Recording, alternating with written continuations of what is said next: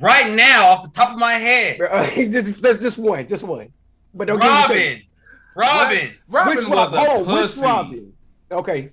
But still, which Robin though? You got hoe because Teen Titans Robin ain't no hoe. But grown up Robin is a hoe. Yeah, but it's like, bro, the one before that. 7. Huh? I don't know. Oh. No. Robin, the one that got kidnapped by Joker. Jason Todd. Yeah. What about Batman was like, oh, Joker kidnapped him. He said he got rid of him. Okay. Motherfucker didn't even look for him, be a detective or nothing. He just fucking gave up on his fucking sidekick. We're talking about Titans. He's like, you know what? Fuck him, bro. I'm gonna make a new one. There's some other orphans out there. He did start looking up for some niggas. I don't know. That just pissed me off. And then for him to come, they didn't use him later on. Well, you know why. Jay, hold up. But do you know why that story even came out though? What? So, whenever that run was the Death of the Family run was going, they asked the fans whether they should kill off Robin because people did not like Robin at the time, and the fans overwhelmingly said yes, kill that nigga. They killed him in the Death of the Family storyline, and went through all of that. And they ended up and then they added another Robin, and they ended up bringing him back later for some bullshit. But the fans said, "Kill that nigga, bro." I did not know. I was thinking along the lines of them doing that along because they just did the Death of Superman. Mm-hmm. They were trying to continue that wave of, oh shit, maybe I can get sales like Superman. Yeah, nah, Robin, one of my favorite characters. So I went and looked into that shit. Like, I fuck with that shit. Especially, I was like, bro, that's my most hoed character. Robin. Her sidekick. Robin was a bitch. Smoke that shit. Which one though? Because Nightwing. We're talking about sidekick. So while you sidekicking Batman could pretty much handle business, and it's like, okay, look, I'm over here doing my thing. If shit jump off and you right here next to me, cool, jump in and handle your business. But your ass ain't got to travel 100 miles across town to come up here and interfere with my business. Stay your weak ass over there. Oh, hey, crying ass, titty baby ass. Cause look, you gonna watch your mouth, sir. Picked up from daycare ass. All he gets is poison ivy. He get all flustered. You gonna watch your mouth, sir, because Dick Grayson and Tim Drake. Don't start trying to jump canon stories and shit. Hell nah. Don't you die. You trying to be slick, cause you know, bro.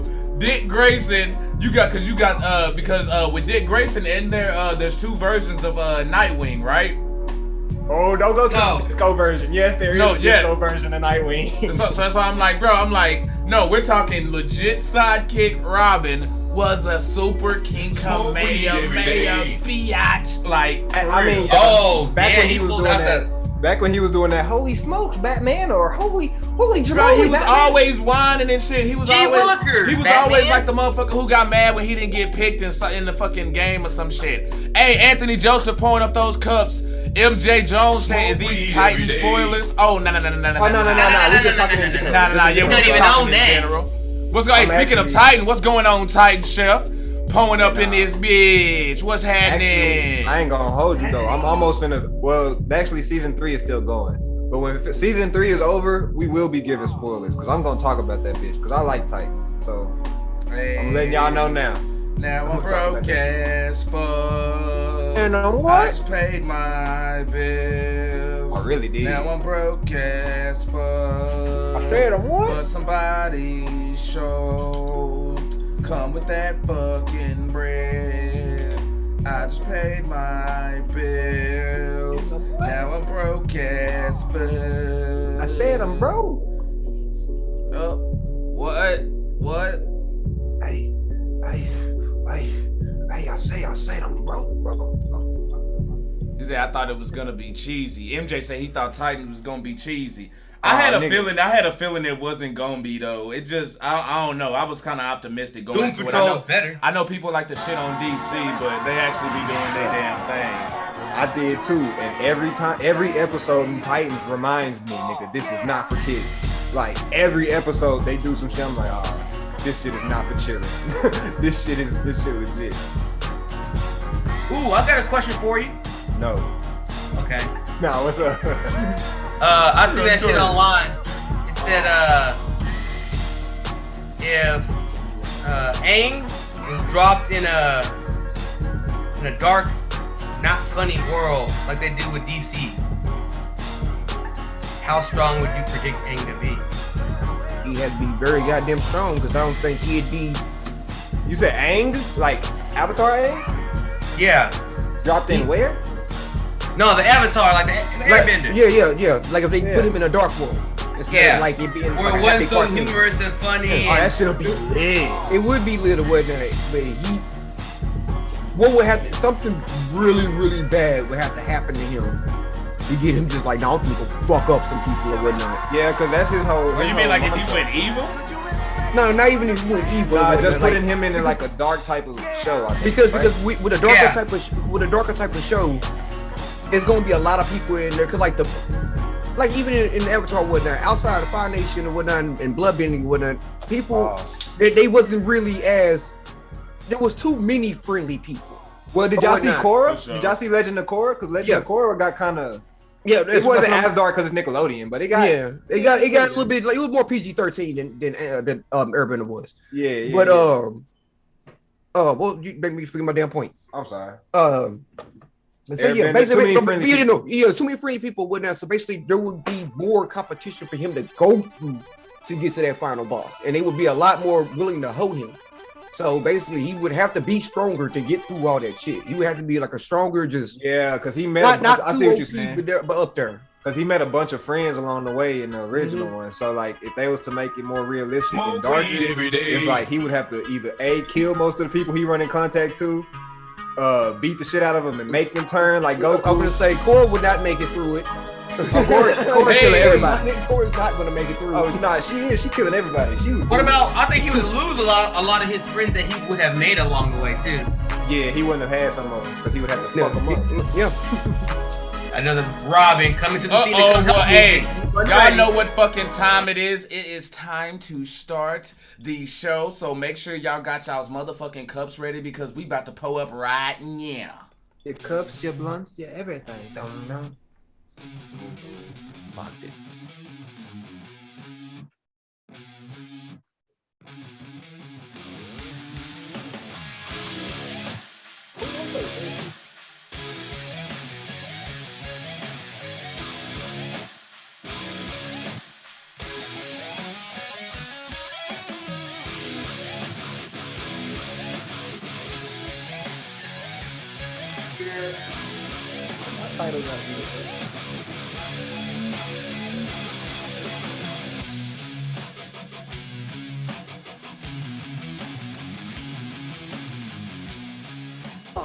Like that shit, smoke that shit, pass that shit.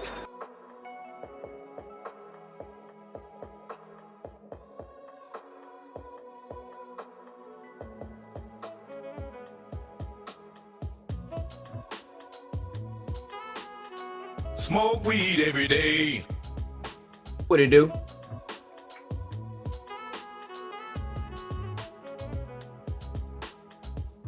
Yes. Like that shit, smoke that shit, pass that shit. Yeah.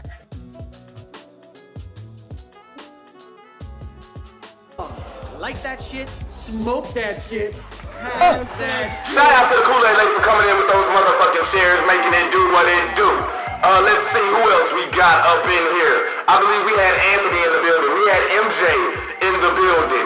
We got Anthony Joseph in the building. We got James Novak rocking with us. Pull up with many more Kool-Aid sippers to come later on. So, first off, how in the hell is everybody doing today? You just took a big ass hit off that blunt, which lets me know your fucking day has been stressful than a biatch.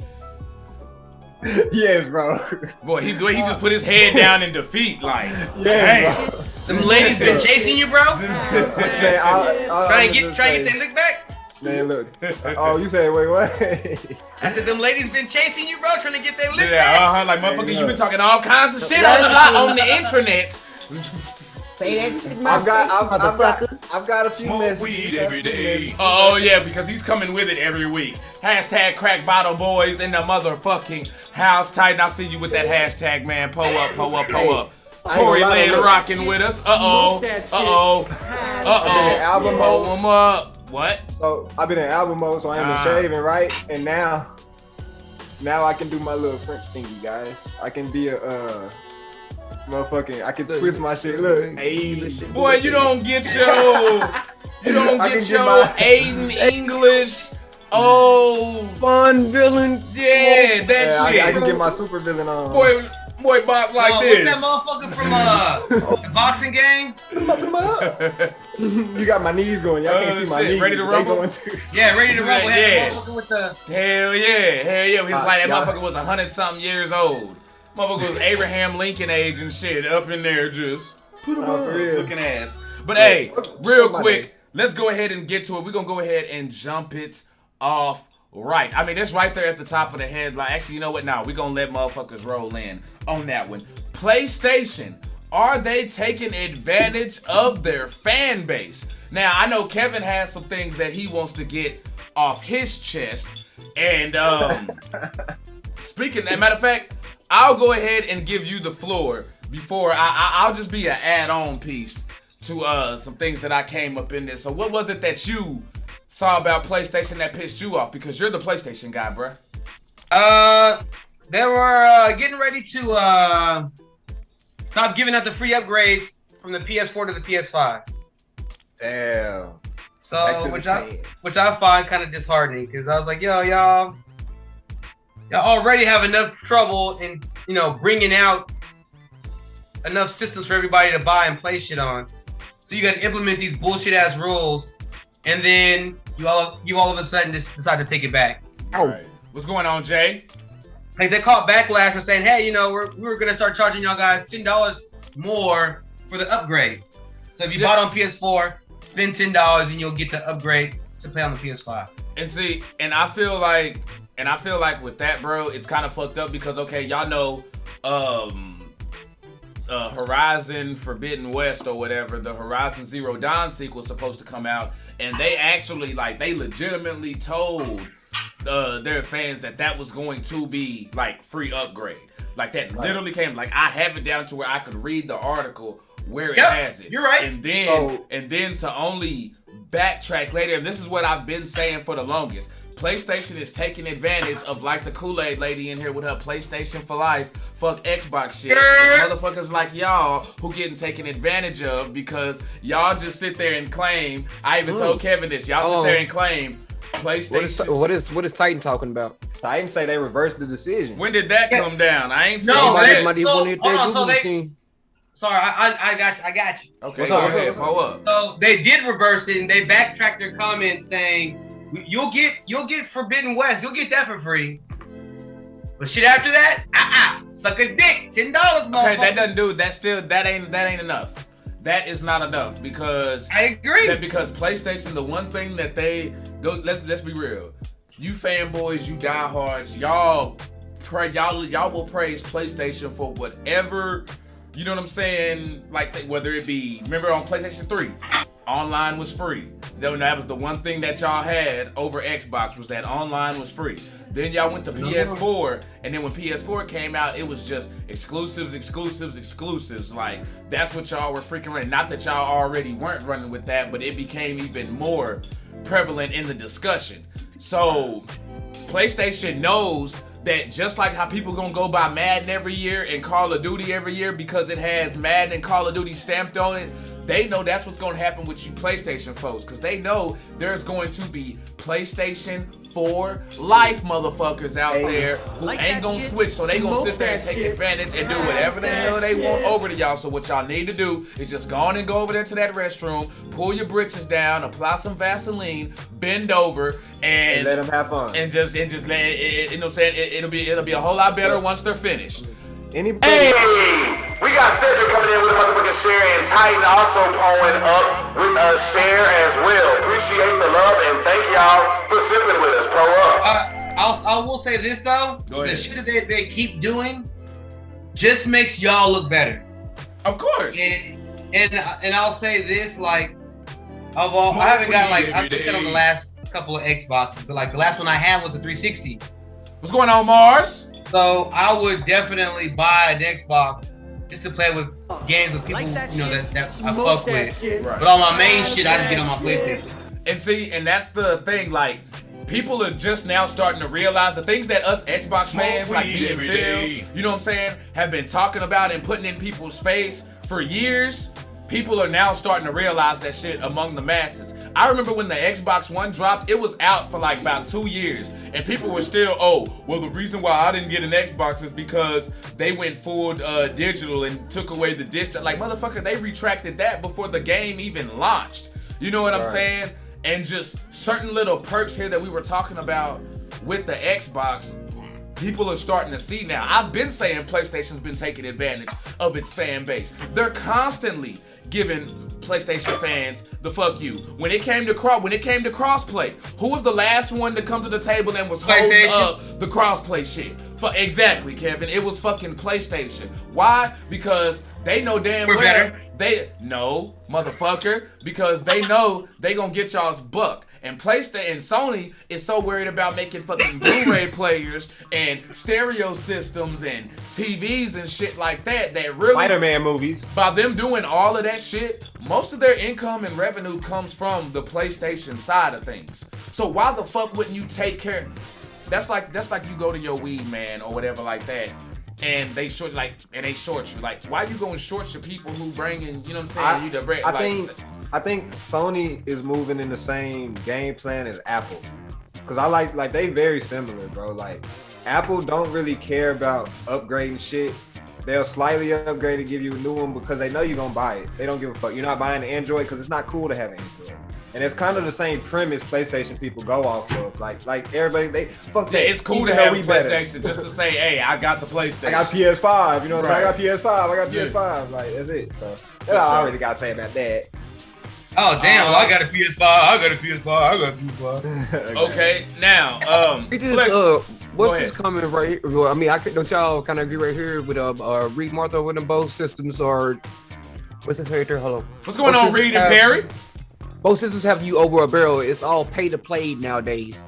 A lot of the good games. Yeah, and I think that's what. And again, I think that's what AAA titles are doing that, because when you look at games like Knockout City, or when we've been on Splitgate, look at the price difference between the same type of things that they're doing versus a $50 Call of Duty Season Pass or Battle Pass versus a $10 one. Or like the way that they go about it, they, at least with the free-to-play games, they'll at least make sure they've built their fan base first before they just go out there and start doing some shit. I will say this, that y'all got a motherfucking leg up and y'all ain't letting go. Yeah, Game Pass? Fucking Game Pass. Yes, bro. Game Pass is getting better by the fucking day. Time. Yes, bro. Like, to me, that's y'all's trump card. Like, oh, you got what? We got Game Pass. Oh, you got what? Bitch, we got Game Pass. We got that shit. And see, and I feel like we had debates or arguments before then, because from the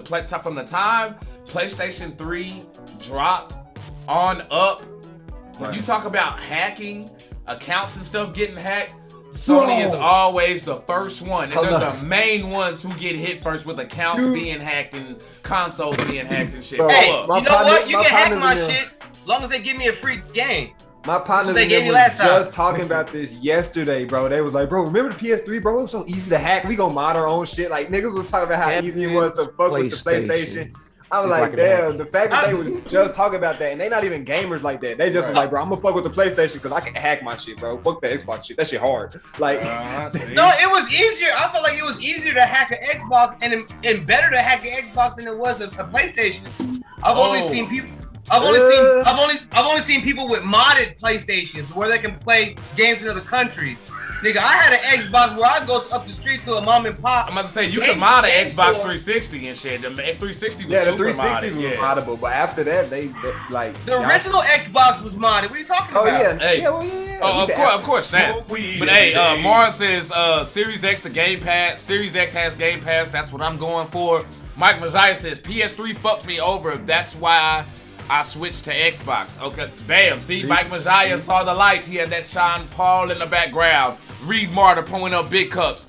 I got a PS5. Of course you do. Of course you do. PlayStation do that again. At it again. So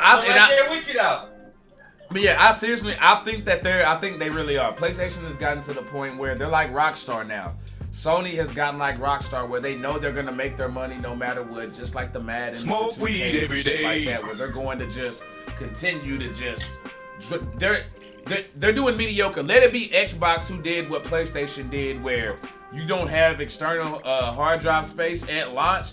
Bruh, PlayStation fans will be letting us fucking have it. Oh, you don't have this, and this at launch, bro. Y'all would be all up our ass. We even got Angie pulling up some motherfucking cups. And not just that, she dropped a like and a shizzer. That's what the fuck I'm talking about. Pass that excuse shit. me. Now, something I want to get out the way real quick we better come on with it, Phil. Smoke weed every day. Uh-oh, we got L. Tommy Watson in the building. Uh-oh, you know what time it is.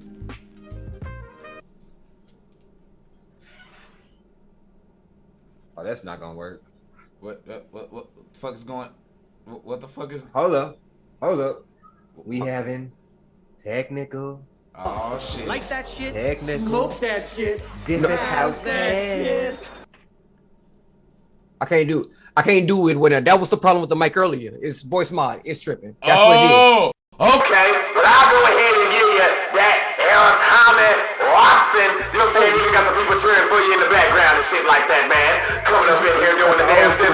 Appreciate those likes, those shares and stuff. And now I can go ahead and wrap this topic up real quick. With that being said, the PlayStation Showcase is September 9th. So for y'all excited about PlayStation news, PlayStation games and stuff like that, God of War, Deathloop, Horizon, Forbidden West and stuff like that will be revealed at that game conference. So again, PlayStation Showcase will be September 9th if y'all want to check that out and see what the fuck is coming out with that. The people from God of War said we got something to look out for. They say that bitch gonna knock niggas' socks off. That's what they said. Okay. They said, hey, Kratos coming to knock your socks off. Who here got a PlayStation to play God of War? Hey, I be jacking niggas shit. Go ahead, Flexer. You get to them comments. Bring up Halo. I gotta get to one comment. I'm sorry, Tommy. I don't think I was wrong with my voice mod. So I'll be too better next week. I am so sorry about that. Hey, and Rachel coming in with a motherfucking like and a share as well. We got Perry pouring up cups, Anthony pouring up cups. Hey, we doing it real. Marlon says God of War is the only thing I want to play and it's coming to PS4. Bro, it's like there's certain titles that they have that make it that way, but no longer have the show as that excuse. But I mean, Last of Us, Uncharted, and God of War are probably like Spider-Man and God of War. That's it. Man, fuck Spider-Man. No, you sleep. That game hard, bro. That game hard, bro. You sleep. I don't care if you don't like it. Yeah, it is. But I'm sorry. I'm not giving praise to any game that's fucking 20 hours gameplay and shit. Fuck all that shit. Are you talking about Miles What game you talking about? The first one, not just 20. The Spider-Man, the actual. How many hours can you get out of the first Spider-Man? Fuck that game. How much time can you get in squeeze out of the first Spider-Man game? 35, 4. Okay, are you a completionist? You want to beat everything? Well, you got about get 40 hours, 45 hours out of that. And that's not including DLC. See, okay, well then now. Yes, it is. Nah, yes, it is. That DLC bullshit. For real? I bought one. I was like, fuck. Hey, let's pass the blood. Let's pass the blood. Hey, football season starts tomorrow. Cowboys and Bucks jumps off the start of the NFL season. Now, with that happening, and this is for everybody because we got all our sports people up in here right now. We talking about the one for the PS4, PS5, that whole dilly-dally. What are y'all excited for football season coming up? And if so, what is it that has you excited for the upcoming football season? I want to go first. Okay. Oh, this is surprising. Go ahead. Pull up. I normally wouldn't be excited because I don't really care once I stopped playing football. I kind of didn't care for it, right? Mm-hmm. But you motherfuckers, Tommy, I want to thank you. And he invited me to the fucking fantasy football. And this is my first time. This is my first time ever doing fantasy football. And this week, my projected points is 147. And I have an overwhelmingly odd of beating the team I'm supposed to play. So I feel excited. I'm going to win a game. Before I share that, I'm actually have to check my app and make sure it ain't me. The Flexer Man. Right now, I know you ain't fighting me. Are you excited, bro? And if so, what has you excited for this upcoming football season? That's exactly what I was going to bring up right there was fantasy football or whatnot. That's what has my attention right now. Usually I just keep over my birds. Okay. Yeah. Okay. Them fucking rat birds. So shout out to Frozen Orange Gaming's Fantasy Football League, and thanks for having the Kool-Aid up in there, man. Appreciate it. Oh shit. Oh, look, it's too far behind me. No, it's too far behind me. There, I got like a I like that Luffy though. So you always like the Luffy. Did y'all see the screenshot for that live action One Piece? I got Saitama hidden. I think I did see it. I don't know how y'all feel about it. I don't. Some motherfucker said it had Dragon Ball's evolution, that Dragon Ball Z evolution vibes. Oh God, no. Reed, hold on. Reed asked, is he wearing a foil hat? Aluminum foil hat? Reed's like, hold up. Reed's like, hold up. Reed's like, hold the phone. Hold the fucking phone. Hold the fucking phone. Is he wearing an aluminum foil hat? It's a goon bag on his head. Yo, Reed bought us a fucking fool. Reed bought us a fool. Hey, and sippers. Yo, give me all pretty real fast. Oh shit, here he go. He got, damn, he got a lot of room left in that bitch. He got the big mama look going on up in there. Bro, I didn't think it was that big. Damn. Oh yeah, it's so huge, bro. You can put dreads in that bitch. Yeah. Damn. My hair, like when I actually like comb the hair out and all that right there. This is actually pretty good size for it. For me, I'm right there with y'all. Fantasy football this year does have me in. I mean, it's the first time in probably about 3-4 years that I have been in. So again, shout out El Tommy for that.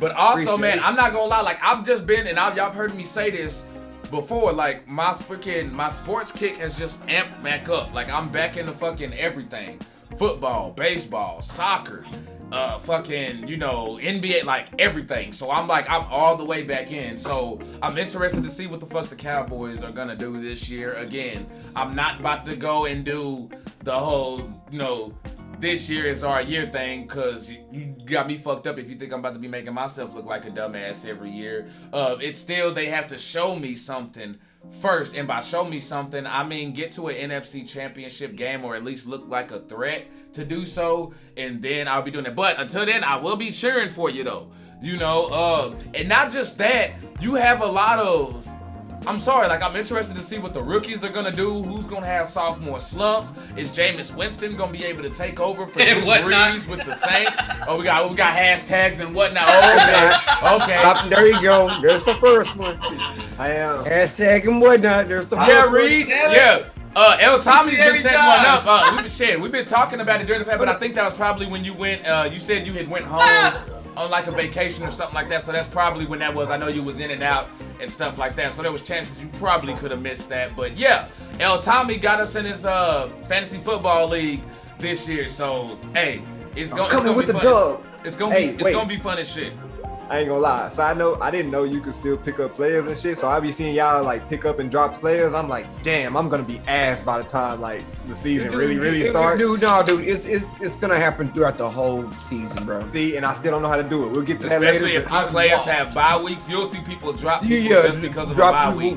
Trades, stuff like that. You better pick that bitch ass up. Okay, I see. I've seen some dumb shit. Running backs. If any of you motherfuckers have a running back, holler at me, please, because you motherfuckers, and I'm not just pointing at the Kool-Aid crew here. I'm pointing at all you motherfuckers in the Frozen Orange Fantasy Football League. Y'all motherfuckers went like fucking 35 running backs in the first round, and there ain't even that many picks. And that's how many went off the fucking board in the first fucking round. Every running back went off. Every fucking running back went off the fucking board. That's all you saw was running back. And I'm like, fuck. Tell me put in chat. Okay. I got Tom Brady. Wild draft. Like for real, somebody's like, I'm about to be sick to my stomach. And Kevin froze. I was like, y'all niggas ain't grab Tom Brady first? Bro, because... And then on the come up, I was like, yo, I'm gonna get Patrick Mahomes, that motherfucker over there. He said, I had a dude draft Washington defense in the second round today. That's fucking blasphemous. But I would never draft the defense in the second round. But no, the thing is, though, what happened is the fantasy football league, like, strategy and how you do things switch, like, season to season. Bro, it used to be quarterbacks were who the fuck you were trying to grab those first two rounds. You know, people were always grabbing big name wide receivers and quarterbacks in the first round. While running backs were more like, 3rd through 6th. And they jumped up there crazy because they grabbed so many points, especially if you have a legit fucking star. That motherfucker. Jonathan Works, what's happening, man? Jumping in that light in that shit. We also got Soulja Boy TV up in here. What's happening, man? Hey. Up in here, sitting here chilling, asking the Kool-Aid sippers, hey, are y'all excited for football season coming up? If so, what are you excited for? And also, pull up right now. Hashtag who the fuck is your team? Well, I don't give a fuck if it's hashtag Packers, hashtag Vikings, hashtag Browns, hashtag what is your team? Hold up. Kevin Crane, what's happening? What's happening? We them boys. hold up. We them boys. I thought this motherfucker had really something to say. I'm giving him flow cam and shit. Get the fucking flow. Give Kevin Crane a shout out. I said, he's singing the Cowboys. Oh yeah, I just had to let y'all know who he is. You know, MJ Jones say, I'm excited for college football, bro. I'm here for that too. I'm here for the college football season this year, bro. Like for sure. We got hashtag Cowboys up in there already. So I just want to watch the Redskins. Wait, you a Redskins fan in Minnesota? Word? For real? I thought you were a Vikings fan. We got the Raiders up in here. Wolverines. Oh no. So based on what you said about the fantasy football thing, I wonder if the run game this season gonna be real good. Like I wonder if that's like why people are doing that. Like people gonna be more focused on running this season. You know what I think's happened? I think because as time went on, remember there used to be that whole narrative that running backs lose value as their career go on. I think that whole philosophy has changed and people realize the value that running backs bring, not just to real NFL teams, but fantasy football league team. Because I'm telling y'all, anytime that I have won my fantasy football league, a running back has been key. Quarterbacks and wide receivers gonna do their fucking thing. They could be a quarterback and a wide receiver could have an average game and still ball out for you, depending on how the league is set up. He says, just because I'm from here don't mean I'm from... Wait, what'd he say? What'd he say? He said, just because I'm from here don't mean I'm a fan. Oh, okay. Hey. Well, hey. Just because I'm from here doesn't mean I'm a fan, player. Sorry. Like the Dirty Birds. I ain't gonna call you out a rat bird. No. Dirty Birds is Atlanta. That's the Falcons. The Eagles, I don't... You ain't even got original insult for us, do you? No. Nasty bird, bitch. How about that? Catch it in the backfield. Pull up. We got hashtag 49ers up in here. Oh, okay. So we got rivals dropping up in here. He says, matter of fact, I got it mixed up. It's the Chiefs gang. Bandwagon. We found it. He going with the my homie. I ain't gonna hold you. Everybody in this house is a Chiefs fan. So if I go downstairs and ask them, they Chiefs. Them niggas from KC. I'm not gonna play with them. He says Vegas Raiders, my number one. We got cups pulled up. Foosball is the devil out there with them gargantuans. You know what I'm saying? How you like your rugs? Say Bears, my home squad. What's up? No, I was asking MJ Jones. He likes the Raiders. I got rugs. He's on my team. Oh, okay. Well, damn. Hey, the Raiders. I am glad we actually got our sports shit in. Hey, if y'all got topics or anything like that y'all want to pull up and y'all want us to talk about, pull them things up in the motherfucking comments and we will get to those. For sure. Wait, what the hell is Drewski talking about? Oh, what did my Drewski come in here do? You talking about you not from here, Soda Boy? Wow, that's sus. That's just... Oh, damn. What the fuck? Kevin just closed his eyes and picked his fantasy team. He said he's talking fantasy football league. Oh! Got hashtag Cowboys Nation up in here. This should be his show right. I was too busy. What did he say? Oh shit. Wait, what? What? You too busy what? Again? I was busy going to get some Rellos. Motherfucker. I was like, yo, I can't sit through this whole draft and not smoke. Oh, Tory Lane dropped saying Steve being back for Blue's Clues in that video he made. Yeah, I heard he had a bunch of people crying today. You know what I'm saying? I was one of them babies, man. Hit everybody in their fields and shit. But yo, real quick though, to wrap this up, speaking of Redskins, did you hear about what happened? Soda Boy, I hope you're still in here and I hope you're sitting down for this. You're Washington football team. Well, I was gonna say, so we just not gonna call them by their real name? I ain't saying, man, say they better get a real name. before they better get a real name, damn it. WTF. So no, last question. WTF. So that's the last question, really. Why can't they just be the Washington football team? Because they sound like a default squad. No, they cool, man. But hey, they like that team on Madden that got 32 rating. Hey, they jerseys clean though. I'll give them that. But did y'all hear that former Redskins running back Clinton Portis and 2 others pled guilty to a multi-million-dollar healthcare scam? Yes, I saw that. Bro, he didn't even get a Billy. You can take the nigga out the hood, but you can't take the hood out the nigga. Bro, did y'all see the motherfucker who orchestrated it though?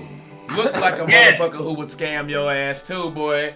Big old swap boy. This motherfucker ain't got shit going on. He probably be one of them big ass motherfuckers trying to fit in one of them tiny ass Lamborghinis. Shit. I'm just saying. Y'all know what I'm talking about. Motherfuckers buying them fucking cars that's too fucking small for they big ass, and motherfuckers buying I have no business buying an F-150. Like, let's be real. My big ass has no business in a fucking Suburban. Like, let's be real. I should not be big body whipping. That's just not it. Yeah, you a little no, nigga. You know, it didn't work that the way. whole seat on up. Yeah, he Damn, did Soulja that Boy said Dante Culpepper hurt his feelings too much. Damn, I remember them. That would have hurt my feelings too back in the day. I was a fan of them too. Wait, hold on. What, fan of who?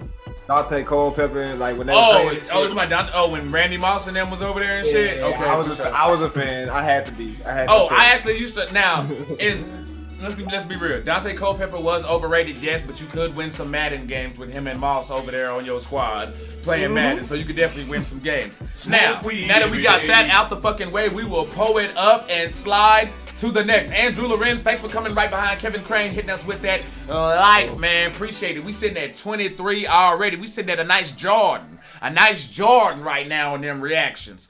Okay, something I want to get into. Let's talk gaming. Let's talk gaming here real quick. The slow death of gaming retail stores. Now, this is kind of a multi-part topic because we remember gaming stores growing up back in the day, how even you could have a mom and pop. Oh shit. Fuck. Kevin done fucked up the flow screens. Well, couldn't you just use flashes for his, fields for his then? Like the button? But then everybody, that shit look bootleg as fuck. Because now you got flashes shit, fucking Phil got your shit, and now Kevin and his shit, and now I'm the only motherfucker who sits right here. What the fuck did you do? We in the multiverse. You look friendly now. We in the multiverse, bro. That's it. Hey, it's the Kool-Aid in the multiverse. Yeah, that's it. Into the Kool-Aid verse. What did you do to cut your damn camera off? What was that? Into the Kool-Aid verse. All I did was do a little. No, nigga. What did you literally do to fuck up the flow cams? I don't know, bro. I ain't do shit. All I see what happened was all I did was light a blunt.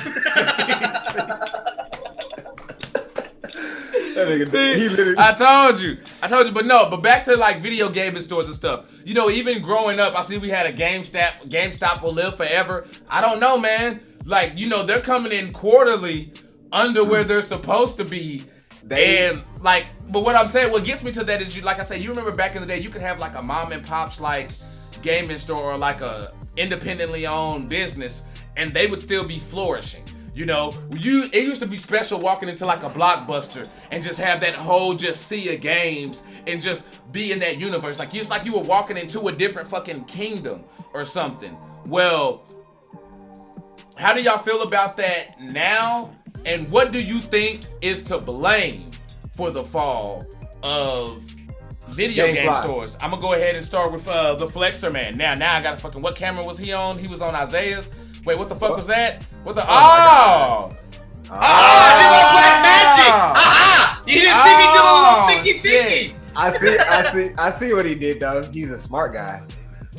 Now Reed Martin says downloads killed the game store. Now that right there is actually a big part. That right there is a big part of it. That is actually like one of the number one factors in it, because like, go ahead.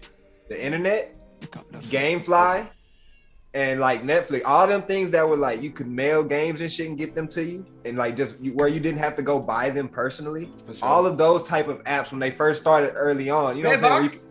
You that too, like where you could rent it and not necessarily have to go directly to the store and get it. All of that shit. Then Amazon, eBay, like all the online buying stores and shit, like that just all fucked it up. I got a couple of ways of how they could fix it. So once everybody get their shit, I want to kind of, you know what I'm saying? Soulboy says lack of consoles.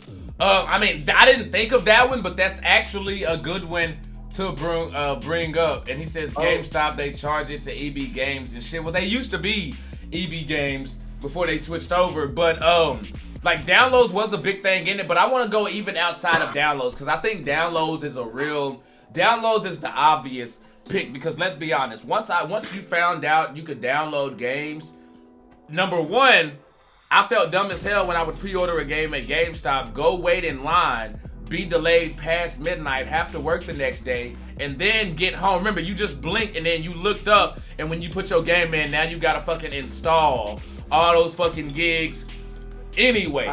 So I'm like, not only I want to play my shit as soon as it's available. Like if a game dropped at midnight, like I wanted to play that shit right then and there. So you know what I would do? I would buy that bitch digitally and be able to play that bitch at 11 o'clock since it's going off at Eastern time. So not only am I'm cutting off an hour and not having to be up there with the motherfuckers at GameStop, but I also don't have to worry about coming home, putting the CD in, and still having to fucking download the fucking game. Yeah, Soda, we still trying to get him back in here. I'm not sure what happened on his end, but he'll be right back. But another thing that I think also really hurt the 90s. Oh, bro, our 90s generation was the start. I envy y'all. Okay, yeah, because the 90s generation was the start and decline of video game stores, because you got to think about it.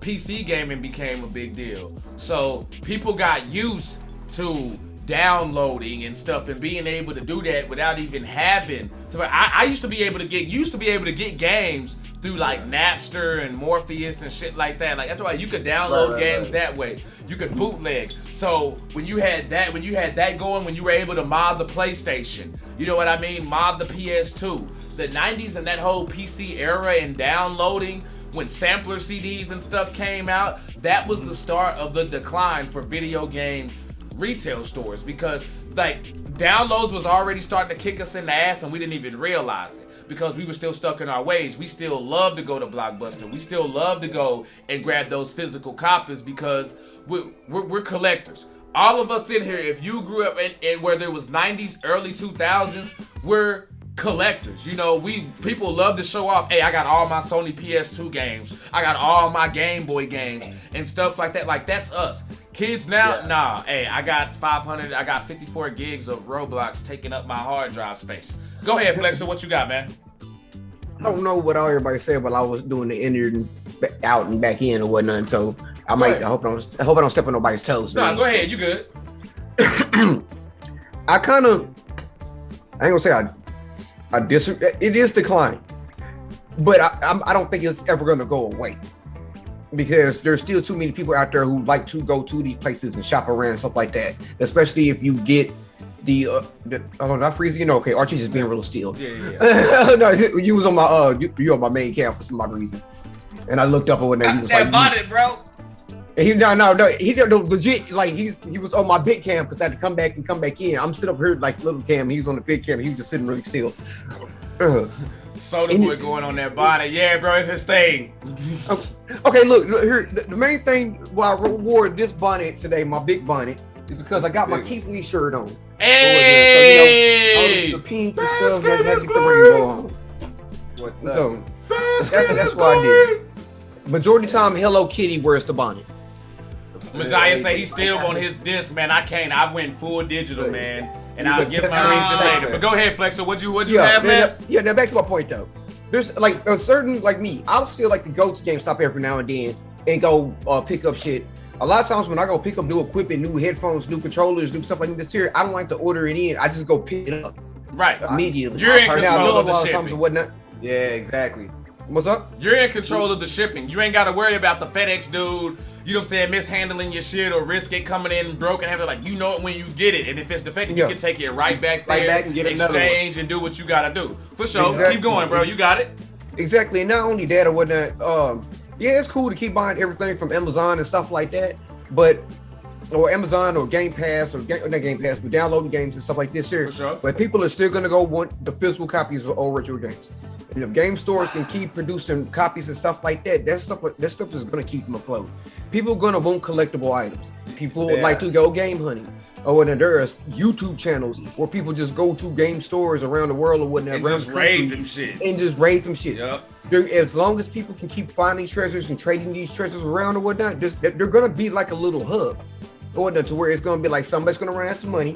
They're gonna end up selling to that game store. That game store is gonna find some weird collector who has enough money to buy it for twice as much as they paid for it 10 years ago. Right. And like they may not make as much money as they were like back in the day and what they were doing, but they're gonna make enough to stay in business. You may have to close down some stores, but you're still gonna be able to stay in business. And that's actually a real good point, man. And I also think it's also on the gaming companies like the Microsoft and the PlayStations, because Nintendo, I'm sorry, anytime I buy a game digitally, there are times where I have done it because I just want it right there and I'll be like, fuck it, I'll risk it. But Nintendo makes it a lot more worth it to buy their physical than the digital. They will make you rather go buy, because when you go buy their physical, you get a rewards thing to your account. You know what I'm saying? And you let those coins stack up. And I've had, hell, that shit paid for fucking Mario or Super Smash Bros by itself. I only had to pay like $10. I only had to pay $10 for Super Smash Bros because Nintendo, they give you an incentive. They incentivize you to go buy the physical copy. And I don't think PlayStation and Microsoft are really focused on that. But go ahead, Flash. Also, what other thing that I'm gonna Nintendo fix these does? flow cams. God damn it. Nintendo, they also give out Pokemon. No, Flexer, me and you are good. It's Isaiah and Kevin who I gotta fix now. Hey, I want to be Flash today. Let me view him. Yeah, we switched today, so it actually works. Into the Kool-Aid verse. Oh, no, that's actually part of the gimmick. That's part of the gimmick, though. It is straight. That's why I don't got no muscle shirt on. He's the Flash today. Well, y'all too late. I'm already switching shit. I know. I'm looking at it. Go ahead, pull up. So, like, Nintendo also incentivizes. You took my whole point about Nintendo incentivizing you go to the store to go pick up their stuff. Because they also do partnerships where you can go buy their stuff, I guess, and maybe GameStop exclusive or whatever for Pokemon. Oh, so that's why I don't think Hurry that'll up ever to go and get away. this exclusive shiny and stuff like that. Yeah. So like I don't think that'll ever go away. We're buying physical copies. You know, Phil touched another big point too. That fucking resale, finding people finding shit. Like that whole Skyrim. Unopened, whatever copy sold for all that much money. Yep. Like, yo, bitch, you can download that shit. But like, you know what? Whatever. Skyrim got it like that. They gonna keep dropping them shits over and over and over. But no, it was an Xbox 360 copy. So look, I like the in-console thing. The in-store thing is lit because it's a dilemma, right? I like going into the store to buy my shit because when it comes to accessories, I'm not trying to wait on it. I want my game now, I want my headphones now, I want my control now. But I can't say I don't like.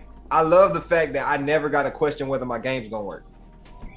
You know what I'm saying? When I go digital, like when my shit's digital, I never have to question whether the CD is gonna skip, whether the thing's gonna scratch, whether it may overheat, maybe you know what I'm saying? I'm just playing the game. I know it's gonna work. So it's a crazy dilemma because I do like physical shit, but this is why that's the last physical game I ever bought. Yeah, see, and I get that's the last physical game I ever bought. But in order for in-store those type of things to like really succeed, I think they gotta advance themselves. They gotta make the vibe inside the store more enjoyable. Right, what not I'm saying just is bland, because they do be feeling kind of bland in there. But they gotta make it like real quick to not to cut you off. I just want to get to these sipper comments. You know what I'm saying? Let you continue. Perry says, "I miss the days of trading and renting games. I'm so with you on that, bro. You know, I used to make friends and shit going to, you know what I'm saying, through and these I used to make some enemies too, where you got to get the parents involved to get the damn game back. Oh yeah, y'all thought motherfuckers was fighting now, boy. If we had it like now, as far as social media, and you were able to get them fights back in the day, whoo, boy. Reed says the retro game stores will go ass up once all of us old folks that grew up with cartridges and discs shift off this mortal coil. Okay, he's talking about when we die off the retro game stores. But because eventually, because these kids ain't gonna give a fuck about no Sega Genesis. They don't even know what that is. Hold up. But how you know though? How you know though? They got emulators. Hold up, time out. This is where I think this is where the majority come in, right? Go ahead. So, in order for them to succeed, that's possible. But if someone that's like us that actually enjoys games gets to run in these type of stores, all they really have to do, because I've seen a store, it's like an arcade, right? But with modern shit. Like it's literally like gaming chairs, everything set up on a big screen with the Wii right there, so you can play your fucking whatever Wii game. They got the Xbox right here, that thing right there. So if they made GameStop something like that to where you could also buy your games and shit, but you could also go in that bitch with your friends, make it more arcade, play the whole game on the thing. You ain't got no question about whether it's gonna work. It's gonna work. Right. You can play. But have they also a legit got tournament instead of going in there and there just be screens set up in a few different spots and everybody standing up. Make that shit a game in paradise. Cause you're right. There's a place in like I think North Park Mall or Stonebriar. One of the There's two. one in Denton. There's one in the Denton Mall. It's like too. a video. You're seeing like all these video game lounge places, these PC lounge places. Like something I thought was gonna die off in the mid 2000s, but they're still fucking just stuff. Like people are going to these, and you right, bro. If GameStop and these places would actually like get into that, they'd be legit. Titan says the true value lies in the physical copy, not digital. Okay, now that's true too. That's true, but you also got to think about the convenience of things. Like, okay, look at Japan. In Japan, like arcade rigs are still like cabinets and shit is still a big thing over there. Like there are still arcades that flourish over there. Some not so much, but they're like arcades. It's still the thing. For me, the reason why I go digital is like this. You spend how much on your console? $400 or $500 if you got that shit right when it dropped. You know what I'm saying? You spend all that money.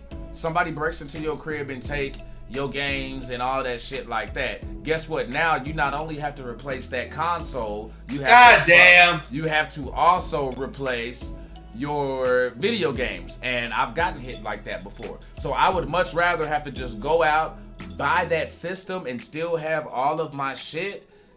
That's where the value comes into me, is still being able to have access to it. I'm not for me going in and being able to trade shit in or hold on to certain things. I like the things that I want to hold on to. I know I want to hold on to, like Skyrim Ultimate Edition strategy guides and stuff like that. There are things that I know, okay, you know what? No matter what the fuck happens, I'm going physical for that. But for the most part, the value for me is being able to always have it and not have to worry about replacing it. Because let's be real, what's the running joke? You go to GameStop, you spend $60, you go, they try to give you $5 for it. You know what I'm saying? What's going on, Tyler? What's happening, man? And not to mention, I agree with you on that, but my whole point is I ain't selling. Bitch, I got diamond hands. I'm holding. Not even that. It's the fact that you never got to question whether it's gonna work with digital. I get the like keeping it for if you plan on resale, but like you never have to question if it's scratched or nothing. That's just my biggest thing. Yes, bro. Another big point. Seriously, you know what I'm saying? Oh, this is defected ass disc. Oh, it's done fucked up my disk drive. Or I can only get to this level. And so you know what fucked me over? Malfunction shit for sure. You know what fucked me over that made me not want to ever buy. It made me buy digital very sparingly. Was fucking Marvel vs. Capcom 2. Man. Okay, I can see that. PlayStation. I bought that shit on PlayStation 3. They had some fucking license dispute and had to take it out the fucking store. So if you had it on your console, bitch, you better not delete that motherfucker, because you ain't gonna be able to re-download it. See, shit like that. I think Silent Hill PT got like that too when they stopped making it. But for the people who had got that like early demo or whatever that they dropped, you can still kind of go through and play it. Perry says the arcades He says the arcades are mostly new versions of old games. For sure. I know, shout out to Jay Drury who be dropping retro arcade posts or Forever Arcade post actually keeping us up on all that retro news, man. Mike Majaya says, my older bro bought me to an arcade a while ago. Can't remember what year, but you pay like $20 and the arcades were free. Just press start and you're good. Oh yeah, they got beer caves and shit like that in Dallas. Oh yeah, that's fresh. There's even at the video game museum down here. You could go in there and play the games. David Rivera, what's happening? What's happening? This weekend. This past weekend? Yeah. Labor Day? My job, like my people I work with, they took me to some place called Corky's. Then we had an axe throwing contest. We all brought our significant other. My wife whooped everybody's ass in axe throwing. And then so we're all drinking and there's an arcade over there. So I'm all drunk. I'm buzzed playing fucking NFL Blitz, NBA Jam, whipping David ass. with those cups in Kevin's favorite phrase. Yeah.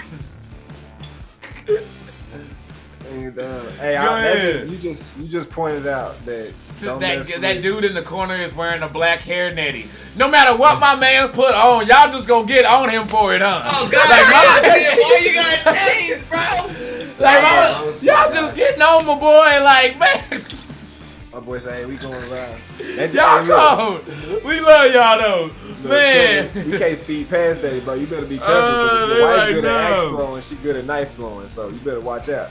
Oh, man. No, I think that's the power of the chocolate, fool. But also, y'all. But I think outside. I also think that outside of the '90s and downloads, I think GameStop also hurt the overall aura of going to video game stores. Think about all the bad rep there has. You have GameStop employees who are constantly filing lawsuits about bad working conditions and pushing them to upsell every damn thing. And you got like we were saying earlier, you buy a game for $64.95, take it back the next day, they want to give you $5 for it or $15 in-store credit. So with that type of reputation and being around for so long, that's like having a Guitar Center in your town. That's the only place to go. So people deal with the overpricing and stuff like that. And then, like us here in Dallas, you get a Sam Ash Music that opens up right off fucking 75, and then you realize, damn, there's another game in town. These motherfuckers been overcharging and hoeing us the whole damn time. But the word is already out there. You know, it's like with wrestling fans now. All those conventional wrestling fans now, or who used to be from back in the day, Attitude Era, are no longer there because they either grew out of it, or you got the toxic ass fans right now that get in the way that make it not fun for them to come back in, or they just fucking feel like shit, it's fake, and they sit there and get hung up on that shit, and we're so far deep into that narrative that you can't change a lot of people's minds, and I think that's what's starting to happen with GameStop right now. Don't get me started. Oh yes, bro, Reed Martyr, yo, it was fun. Like I wasn't drinking the whole time, so I only had like 2 beers. Did y'all see that though? Madruski says they don't have GameStop in Australia anymore. Now they went back to EB Games and JBHI. I don't know what JBHI is, but I'm surprised that there's actually like a flippy flop right there, like going back to EB Games. I did not know that was. I like that. I'd go to EB Games before I go to a fucking GameStop.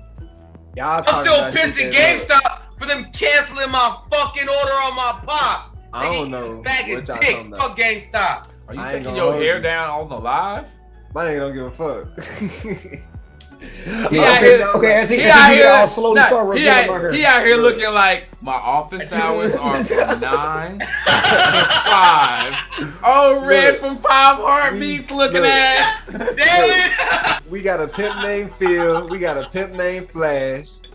These motherfuckers here, he's talking about. Bro, you can honestly think I don't get no fuck. This whole line, I don't give a fuck.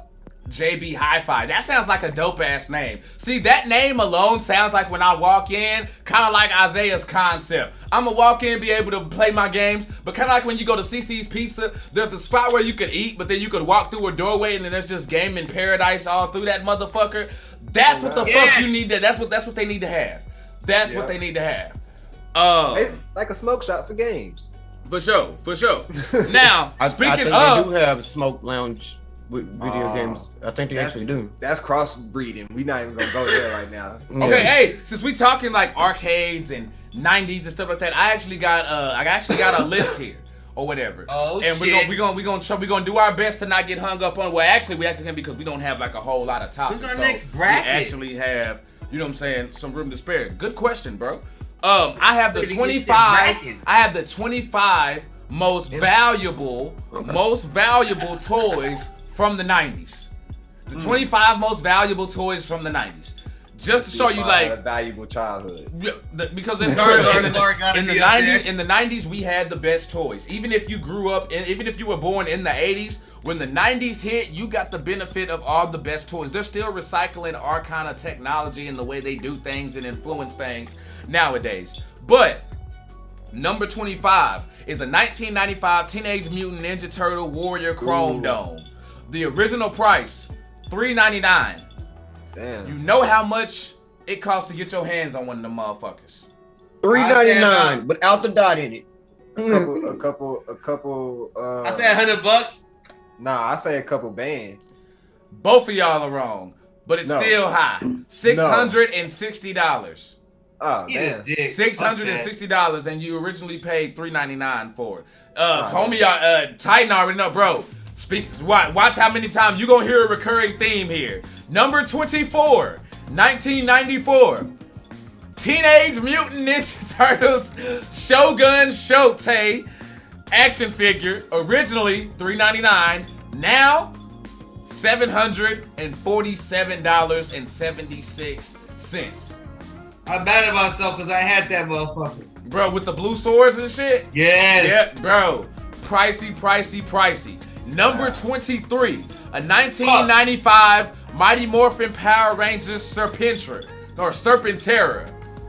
Y'all remember what that was? It was kind of like a Mighty Morphin, like kind of looked like a fucking dragon kind of thing or whatever the fuck.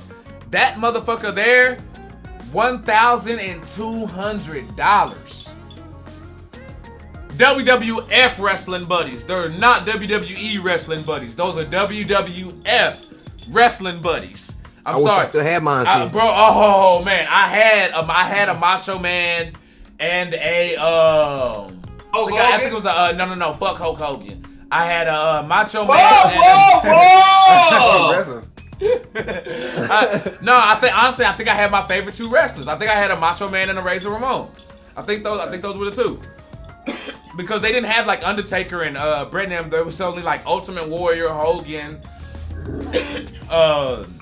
Macho Man, and Razor, I believe. But that motherfucker went for $1,200. Number 22, a 1993 WWF Yellow King of the Ring wrestling ring. That motherfucker was originally $12.99. Now, if you can get that bitch, $1,325. Them rings back then was cold though, bro. I used to love playing with them. Real, especially when Titantron came out when the metal plate would hit the thing and then they theme music would go off. Legendary. Oh, bro, that was fire. I love, and then for some reason they stopped, but the way they would bounce off, yeah, bro, that shit was real. I fucked with them, huh? My man say $20 or $30 in Australia for action figures. No. Now, that's about what they're charging here. Yeah, that's what they're charging now over here as well, man. He says I had a Jake the Snake Roberts. Okay, see, I wasn't even aware that they had a Jake the Snake Roberts wrestling. They had a bigger collection than you thought. And then on the cover it has Bret Hart knocking Yokozuna out the ring like with a punch. You know that's a cartoon, because ain't no way in hell the Bret Hart punch has Yokozuna flying out the fucking ring. But they also, the ring also came with the belt. Now that was one thing I used to like, because remember, that's how you used to come across your belts, was this certain action figure had this belt with them. You couldn't go buy the just tiny action figure belt by itself. You had to get and you know what that would do? That would force us to buy an action figure we didn't want just because we wanted that belt. Like straight up. I couldn't stand Chris Jericho at first, but I bought a Chris Jericho to get the Undisputed Championship in my fucking in collection. What Chris Jericho? No. It was a WWE, but it was when he first came, when he had the black with the green and blue tights on it. Yeah, like originally, like I didn't know, and I didn't like the on-screen character. Like I liked Chris Jericho, but he was a heel when he came in, so I was like, nah. I was trying to get my Austins, my Rocks, and my Undertakers and shit like that going on. But I eventually got it and ended up getting multiple on those. Oh shit. A 1994 number 21, a WWF 123 Kid action figure. Originally $6.99. For y'all who don't know who 123 Kid is, X-Pac, you know. Sean Waltman. Figured, but that's my nigga. Okay, cool. Bro, Okay, this bitch is $1,550. $1,550.98. And guess what? The arms don't even move or nothing. It's just straight like pose. You know what I'm saying? It's like just still. I get what you're saying. That's crazy. A statue. It says the first WWF action figure to make the list, the 123 Kid has become a mighty expensive sealed action figure to acquire. The Kid was worth around $600 sealed in early 2020, and due to heavy demand among collectors, it skyrocketed, with loose examples being valued at over $400. Now, number 20 is a 1993 WWF Hulk Hogan mail-away action figure. Now, this right here, the price tag on this is $1,725. Now, y'all heard me on my pattern. I was giving y'all how much they cost at first, right? And then what they skyrocketed to. Well, this one doesn't have one because, again, it was a mail away. So this was something, if you were on their like newsletter and you were on their mailing list, these were kind of like, oh, well, if you did if you ordered this many packages, we would send you this poster. We would send you this merch and stuff like that. That's why this became so freaking, see, here it goes. The WWF mail-away action figures were only attainable by submitting cutout points on the back of sealed wrestling figures that were sold in stores. You see what I'm saying? So it's you still had to like send those in and mail those out, which is pretty fucking fresh. Number 9, he says, yeah, baby Hulk Hogan. And then, hold on, what's that says? Perry says, for 123 Kid, damn, is that the one with him, no eyebrows on the card? Let me see. Yes.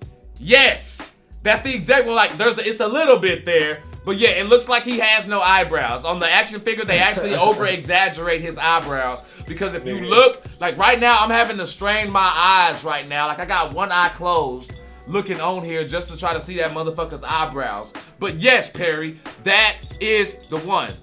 He says that Aunt May famous comic covers doll toy that was limited edition was also a mail away. Oh shit. Okay, shit. I'm gonna have, hey, if you could look that up and let me know how much that thing is going for and how much it cost. That, well, it couldn't be cost because it was a mail away, but let me know how much that Aunt May is running for. Number 19, a Lego airport shuttle, sealed, 1990. Damn. Now, I mean, they ain't touched that beat, bro. Sealed. This thing right here, and it doesn't even say how much it was, but this motherfucker is $1,804. That's too rad. That's how much a fucking 1990s Lego set is worth. And you know what I would do if I acquired it? Open that bitch and put it together. Like, I'm looking at a picture of this, bro. Honestly, I would much rather value the 2 racks, because don't get me wrong, at the time in the 90s, it's a cool concept. Because you got your little station on the side for people to board and stuff like that. You also have the little airport parking lot. You got like but you could like build it together, but it also had like train tracks and stuff on it. So it was like an airport shuttle sealed, but it looks like a train set. I would much rather value the 2 racks. I hear you. He says he got drunk and they shaved him the day before he had to go do the photos for the cards. Vince got pissed too. Oh shit, I forgot about that story, but you were so fucking right about that. That's crazy. Now what? He really didn't have no eyebrows. Talking about X-Pac, 123 Kid, when he didn't have his eyebrows because they shaved his shit off when he got fucked up one night. Was that with or without China? It was before China. It was before China, when he was just hanging around the homies. Just with the homies. Number 18.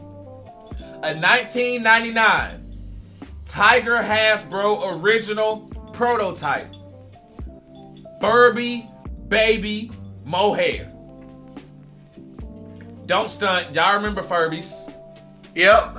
Now this one is actually dope, because this one actually kind of has like feet on it, and it looks kind of like a fucking coconut. That motherfucker is $2,000 or $2,025. Is how much that motherfucker is worth. And that doesn't even say sealed. So if you just have one, you get it $2,025 on bank. On bank. Let's see. He says it costs about $27 on eBay. Oh shit! Wait. Huh? What costs $27 on eBay? Are you talking about the Aunt May thing? Because if that, I'm gonna question if a motherfucker's selling that for that much. Because that's kind of cheap. That's kind of cheap. Number 17, a 1998 VHS Pokemon Charizard movie. Oh yeah, that in glass case. So if y'all ever see IGS, in glass case. 1998 VHS Pokemon Charizard movie. I'll pop that bitch and watch it. Hey, just like with Dragon Ball Z, I was getting my Pokemon and shit like that on VHS. Yeah, now it says this motherfucker is worth. Oh my god, are you fucking kidding me? That hoe up there, ain't bro. This motherfucker's almost $3,000. $2,827.99. Hey, niggas was fucking with Charizard. Bro, Pokemon period, bro. Pokemon right. in the 90s, bro. The 90s, even through the like mid 2000s, bro. Pokemon was fucking like this fucking Shangri-La of fucking gaming. Lexi, you muted right now. I don't know if you know that. It's just funny. That is fucking crazy. I'm looking at this part. Oh, okay, gotcha. Perry Jones says, "Shave sub Mel." So then the next thing it says Furby. Oh, shit! Furby was the devil. I swear mine was haunted. Oh yeah, with them blinking eyes and shit. Yeah, the mouth would move and shit. They used to get them shits away in McDonald's. But yeah, bro, a graded sealed VHS has soared in value over the last year, and now the highest selling VHS tape from the 1990s on eBay is the Pokemon Charizard movie. Sealed, non-graded copies sell over $600. Woo! So that's outside of glass case. As soon as you take that, look at niggas ain't download. But look at the difference though. Just by that motherfucker being outside of the glass case is $600. You have that motherfucker in a sealed glass case, $3,000 damn near. That's about. Niggas are weird, bro. But it's a big difference, bro. AJ Styles got, bro, like. I think he got like one of the first like Super Marios or something like that sealed in a glass case. Nah, it's a cold concept because especially nowadays you can just watch it somewhere else. But I'll be like, Titan says, like, is Pogs on the list? Honestly, we will find out. Stay sipping with us. Mike Majaya, I had a Pokédex. Yes, I did. I did. Hell yeah. That was the only one around motherfuckers with a Pokédex. I couldn't really get. Didn't those work with Pokemon cards? We had cards, but I couldn't get Pokédex. I just had a lot of cards. And boy. Number 16. Cards. Number 16, a 1990 WWF Dusty Rhodes Hasbro action figure, originally $6.99. Now this is the same type of way that they made the 1, 2, 3 Kid action figure, where the arms are stiff. You know, they no kung fu grip, none of that shit. This motherfucker here. $3,508 for a nigga standing like that. For an American dream, Dusty Rhodes. Now listen here, punk baby. Like, this is what we gonna do.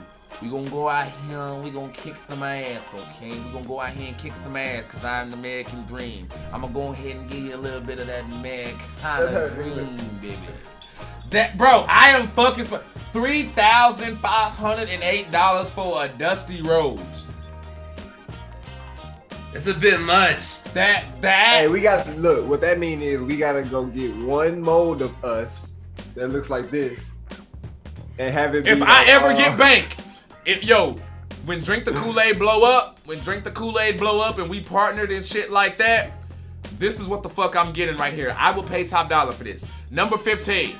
WWF has a WWF Hasbro Undertaker mail-away action figure.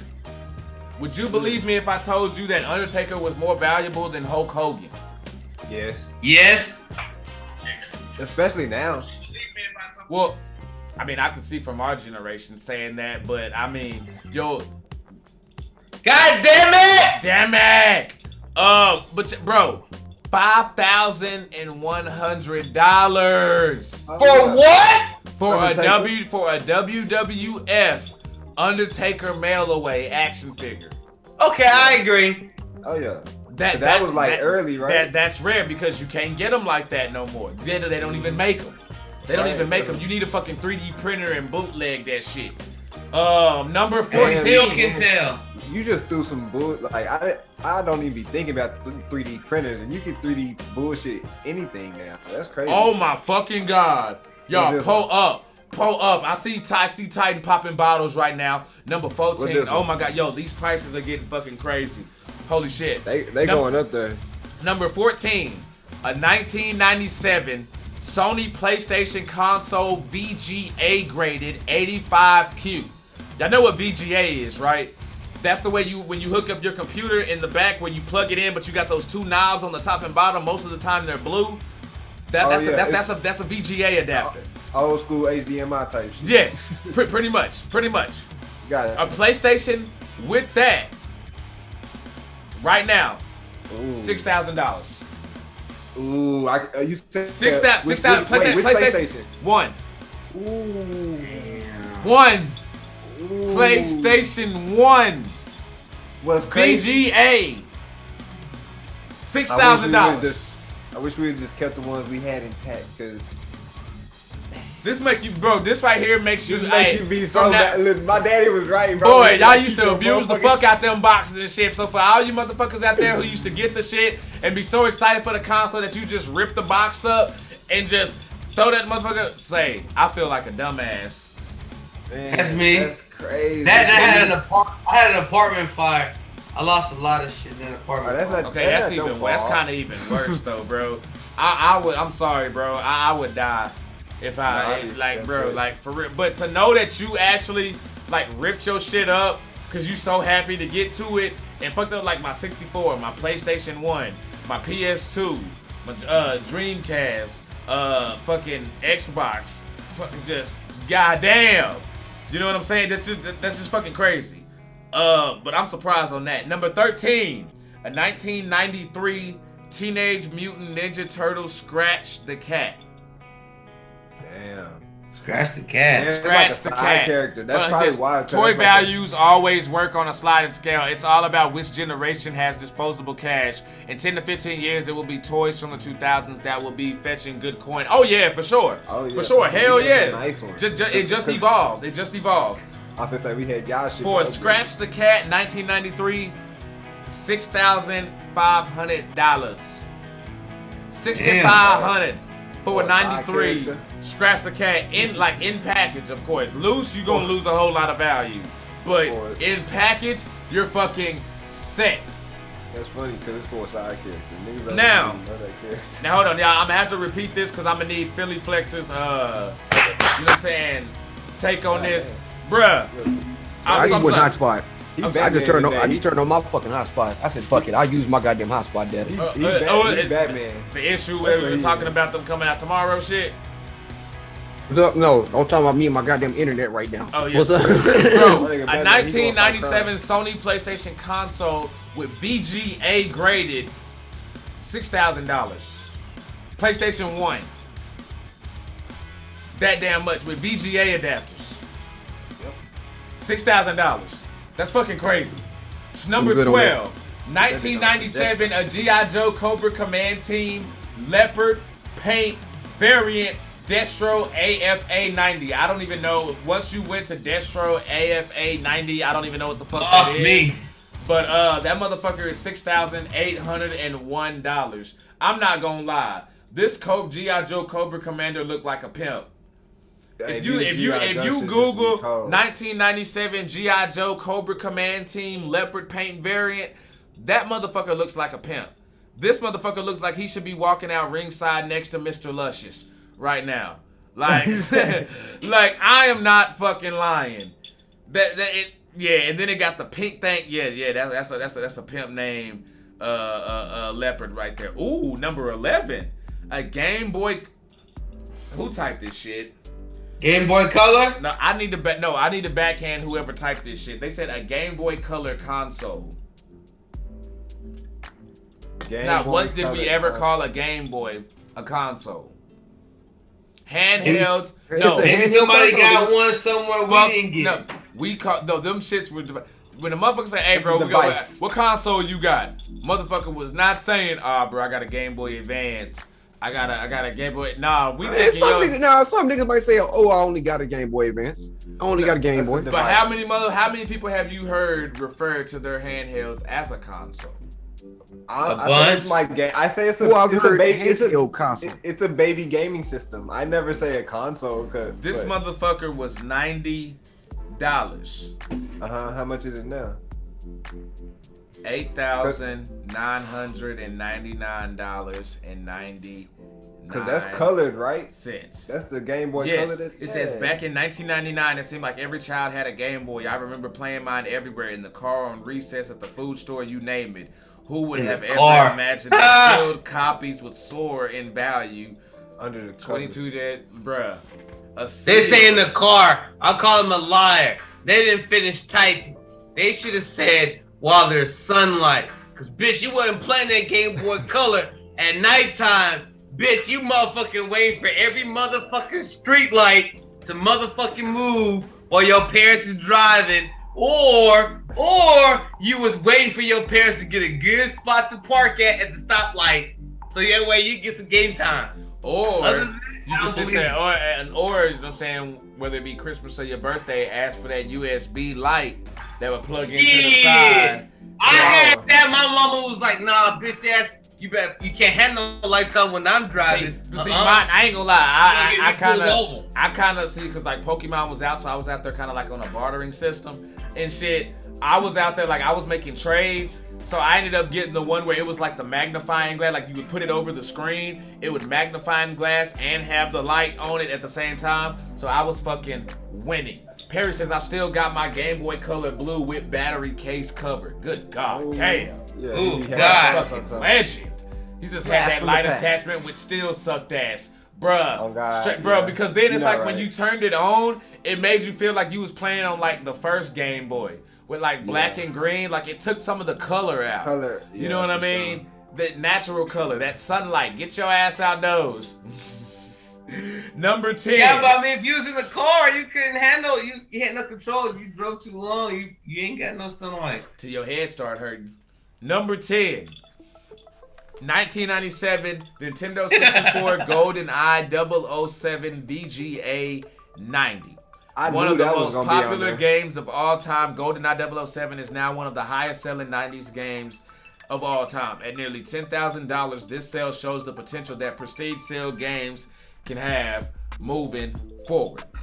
Yeah, so, the way y'all talk about that shit, I figured that was gonna be on there somewhere. $10,000 for a sealed GoldenEye, bro. Bank on bank on bank on bank, right there. Just imagine how much this shit's gonna appreciate though over time when people just keep it how it is, because you know they are. They're gonna keep it just how it is. So just number 9, like, fuck that. Okay. And I'm surprised this game is even more, because while Grand Theft Auto is big now, back in the day, especially when you talk now, this game, people will still choose GoldenEye over this. A 1998 PlayStation Grand Theft Auto WADA 9.6 A+. Now, I do know what that means. They're talking about condition. That's as closest to fucking mint condition as you can get with this damn game. $10,100. You paying outrageous shit for this shit. Outrageous, because GTA is so fucking like heralded right now, like on a big ass freaking scale. $10,100 for a mint condition. Somebody will pay that. That's what's crazy. Somebody out there will pay that. Like, we can sit here and laugh. Somebody's gonna fucking pay that. Somebody probably already has. It says arguably the greatest PlayStation franchise, GTA gets an entry at this top 25 list. Sealed video games have become all the rage in 2021, and the original Grand Theft Auto is deserving of 9th on this list. Bro, and if you would have told me paying that much for that, you got me fucked up. You got me fucked up. I'm sorry. But I do believe this one, because this one here, this is a game, even if it's not in the bed, you're still paying like, I went into a retro gaming store and saw this game selling for like $65, like a new game now, and I didn't even bat an eye and didn't even argue with it. A 1992 Super Nintendo Super Mario World sealed WADA 9.6 A++ grade. $12,999. If you have a sealed copy a Super Mario World on the 1993 Super Nintendo, you sitting on 13 bands right now. You could buy a house. So who all them parents and all the motherfuckers talking about video games and all that shit, trying to sit there and clown us and shit, bitch. Yeah, and I'm sorry, that'd probably be the only time you could get away with calling your mama that. My video game just bought us a house. And then guess what? You would buy that house and your funeral would be the next day because she ain't gonna let you forget that you got it. At least mine would. You know what I'm saying? Oh, yeah. And I'm pretty sure, I know 2 would for sure. Isaiah, you may come close to death to make you wanna wish you were probably dead if you did some shit like that. I know for a fact ours is catching bodies. Oh no, you ain't. No, I'm dead. Kenny Barnett, what's going on? What's going on? My man up there in New York, but from Dallas says, was that at Big T's? We got a Big T reference up in here. It's the Big T. Pull up then. Nah, man, Kenny, no, that's legit. If you have a legit Super Mario World for the Super Nintendo sealed, that thing is going for 13 bands, bro. 13 bands. That's crucial. That's crucial. Also, Sippers, if y'all ain't hit those like, heart, reaction buttons, get like my man Kenny Barnett and tap that. Oh, my man, that shit came out in 1992. Number 7, a 1993 Sega Genesis FIFA International video game. WADA 9.2 A++ grade. So again, mint condition. That's FIFA 92? FIFA 93. Damn, FIFA been rolling. One more year. Okay, wait. Quick question for you old heads right Go ahead. How long FIFA been rolling? Well, hold on. You mean in real life? Nah, like FIFA, the video game series? Yeah. How long has the FIFA game series been rolling? I know of the Sega Genesis version of what I'm looking at right now. Honestly, before 1993, you would have me lost because to my knowledge, every soccer game before 93 was like world-class soccer or super international soccer, this, that, because at that time, you could just put the colors of a team like, oh, I know that's Brazil because they're green and yellow. You know what I'm saying? Right. You wasn't really worried about the players. You know what I'm saying? Your imagination could just run wild. What about the Nintendo Power Glove? I would be surprised if that would be on this list just because of the prices that we're talking about. Steve Lamacher, thanks for coming in with that like, broski. Yo, do y'all know how much this FIFA Sega Genesis cartridge is going? Go ahead. What's up, Phil? Question. Go ahead. Which FIFA did you say? I said a 1993 Sega Genesis FIFA International Soccer. Okay, that's the very first one. The very first soccer game? That's the very first one. Okay, exactly. See? My shit, A1. Hey, my soccer is for real. Hey, EA at that time, EA was running shit. Cause they changed the game, bro. Between Madden and all that shit, pretty fucking fresh. $15,000. $15,000.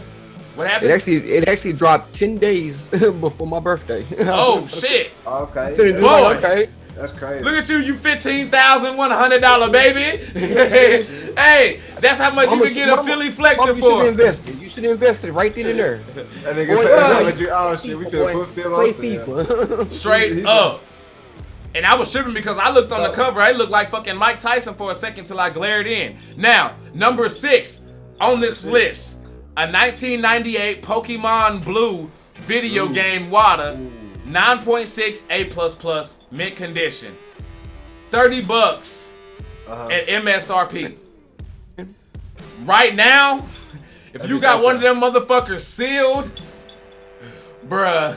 Because niggas want to play them games. Now, you can buy a house, put something in savings, and still have some money in your pocket to walk around and ball out. $49,900. Nigga, that Pokemon. $49,000. Buy a house. What kind of house you trying to buy? He says before Madden, it was Quarterback Club and Tecmo Bowl. Yes, Kenny. Hey, Barnett, don't forget, you also had games like Steve Young's football and Joe Montana this and who was that? Who had that boxing game? Motherfuckers like B+ motherfuckers like Buster Douglas boxing and shit like that. You had Arnold Palmer golf and shit like that. Them shits were fucking popping back in the. Hey man, don't get me started. Y'all may fuck around and see me streaming those one day. Let's see. Oh my God, really? I played Troy Aikman football the other day. That shit was fun. I want to know if y'all would believe this right now, because y'all know like card collecting and stuff like that is big now, like sports cards and stuff like that. Like, oh yeah, I've been seeing that shit a lot. You've always heard about baseball cards and things like that going for crazy amounts of money. But check this out. Laugh at nerdy shit all you want. In 1993, right. Magic the Gathering Alpha Black Lotus, RABGS. Now I'm not sure what RA stands for, but BGS I believe is still behind the that glass case. You know how you could get a holographic and you could get you could get your regular weak ass sleeve to put it in. You'd have those like thick ones, but then you had those fucking like those hard plastic ones that would be on a fucking I actually have some that my Troy Aikman and Emmitt Smith are in. Y'all know what I'm talking about, right? Right. Okay, Kevin is fucked up, bro. I need you to open your eyes, my G. You sitting there, that motherfucker. I thought your screen was froze for a second. I'm like, damn, we got Phil and Kevin this bitch. He said, that's them Highland Hills kids' toys, bruh. I'm telling you, bruh. We going all the way back. Bro, this motherfucker sold, and this is only a 7.5 condition, so this is like close to mint condition, but it doesn't even have to be mint condition all the way. Time, you know what I'm saying? 70, and I'm pretty sure that 7.5 is because of the integrity of the casing that it's in and not the card, because you know those casings can get a scratch on it. Right. $76,210. Bro. For what again? What was the card? Hold on, I'm gonna wait till Phil get back in. He just popped back in. For a 1993. Now, for those who know about Magic the Gathering, if y'all played it, I'm not an expert, but I have played it and collected it. A Black Lotus card, even when I was in middle school, those didn't used to be hard to come by. You could go get you like a booster set or something like that and get those, kind of like how you would come across a Blue Eyes White Dragon for all you Yu-Gi-Oh heads out there and shit. Yeah. You know what I'm saying? Or a holographic Charizard and shit. You could come across You wouldn't run into no Charizard like that. At the beginning you was. At the beginning you was. Hold up. During my time though, this shit was rare. Everything y'all ran into a lot, all the mainstream shit during my age was so rare to come by. You got to get 40, 50 packs to get you some good shit. Like, I swear, it was rare. Bro, I see motherfuckers doing Pokemon, like they be opening Pokemon card packs on their streams and shit, and that's what motherfuckers just be tuning in for that shit. But a 1993 Magic the Gathering Alpha Black Lotus sold for $76,000, or it's worth at $76,210. That you can buy a house with for real, okay. There you go. Since you questioned the last now you speaking about language. I used to play curveball and pogs. Hey, pull them up. Matter of fact, that's the second time we done had pogs on this list. Now, hold on. True. We're going to go ahead and wrap this up.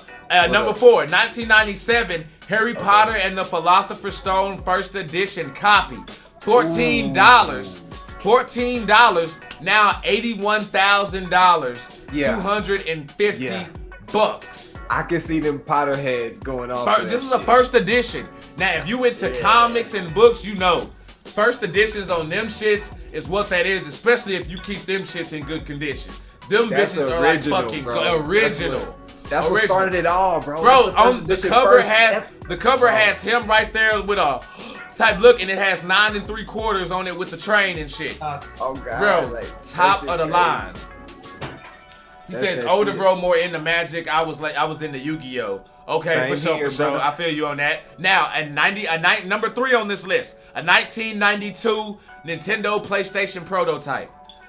This didn't even surprise me. We actually ran a story about this price right here, about the guy who bought it. I think it was somebody at Activision Blizzard or eBay, Amazon, one of them motherfuckers bought this shit. $360,000. This is before Sony PlayStation broke away and did the Sony PlayStation by itself, when they were partnered up with Nintendo to drop. It was pretty much going to be a Super Nintendo and a PlayStation together on one console, with the controller being like a Super Nintendo. That was going to be the thing. That thing is $360,000. But does it come with games though? No, they did. It was just a prototype. They ended up getting it out of there. Like, you could probably play like your Super Nintendo stuff on it or Famicom stuff on it. Maybe, I don't know. But that is a trophy, bruh.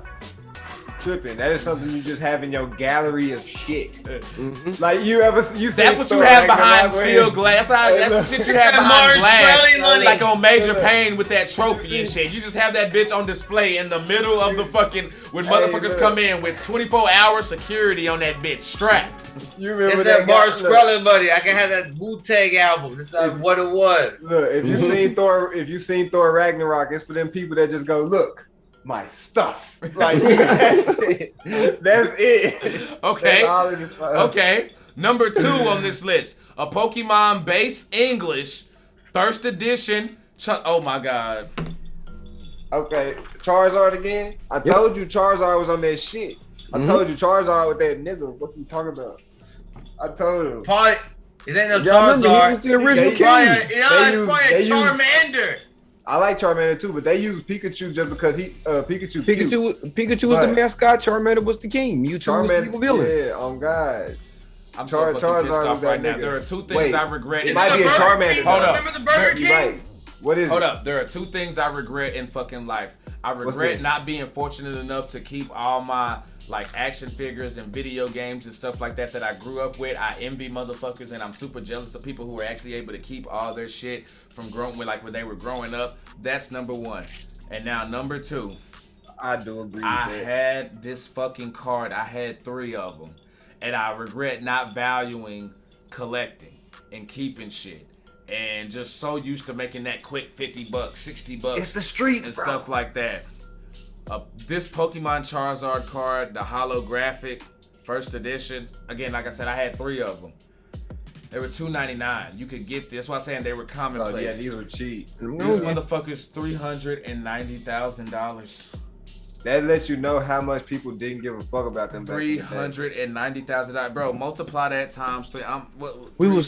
You had 9 kids. We was kids. You had 9. You had 9. Be over a millionaire, buddy. Bro, I have $1,170,000 fucking dollars. And the sad thing about Pokemon cards, the majority of the time when I hear stories about them, it's like, oh yeah, my mom found my old Pokemon card book in the attic. And like I just went and had it appraised, and all of a sudden we found out we had like $100,000 in Pokemon cards. That's how it normally works. Yo, my fucking blood pressure. Bro, I ain't gonna hold you, bro, because I feel where you coming from too. Because I had so many shit, toys, cards, all that shit, bro. Like that shit. I hate my childhood. That shit hurts, bro. That shit fucking. Like watch right now. Whatnot. One day. You better call my mama. Fuck you talking about, mama? Why you throw all my shit away, man? Why we have to throw that shit away? We could have been rich. We could be rich, mama. Fuck.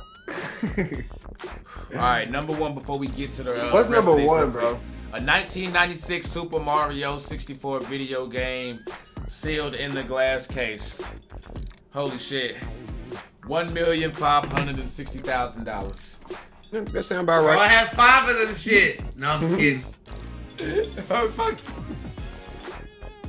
Oh. I hate you. He says, never know what vintage shit can get you, man. No, you're right, bro. Gots to value your shit. Now, let's go ahead and get to something my man Philly Flexer brought to the Kool-Aid to mix in there.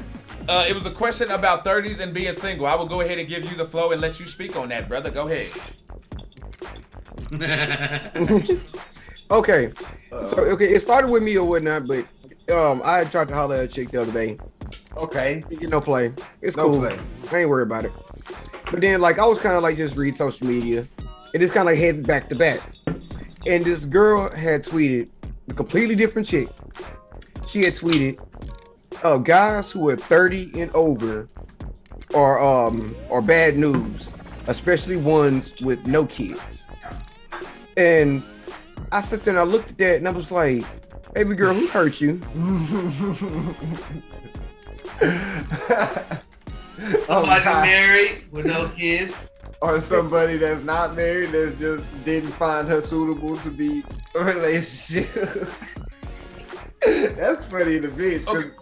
Because I mean, like, what are you trying to say? That this man cannot, that he's not committable or whatnot? That he's just always going to be a dog or some shit like that just because he's 30 and doesn't have kids? That's possible. That could be that, or it could also just look like if he ain't got no kids by 30, females may look at that as he don't get no play. Cause if he was attractable enough, some girl would attract him probably. That's straight up with that like. Hey, that's backwards because you be hearing like, oh, I don't want no dude with kids. I don't want this and that, and it's like they always changing their mind no matter which way the wind blow. That's how they fucking shit gonna switch up. Like whatever's cool and trending to say about dudes at that time, that's what the fuck they rolling with. Remember, it was INDEPEND.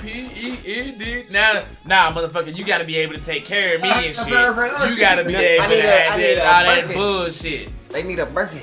Nah, bitch, you Cardi B, remember? Yeah, exactly. Now, do you have it on the conundrum? Hey, Kenny say, and he say, I stole my shit from Blockbuster and ripped the pages out of a cheat code book from Kroger. Bro, not just Kroger. Fuck it, if you were GameStop or anywhere that had cheat codes and shit like that, I was in there on it. But the grocery store... The grocery store was the easiest place though because they had that big ass aisle or whatnot. Just magazines and shit that straight. Nobody cared about the magazines. The dentist office would have GameFly and shit like different informers and shit. Well, I mean that'd be mine. Okay, so with your question though, is being 30 and single bad though? Hold on.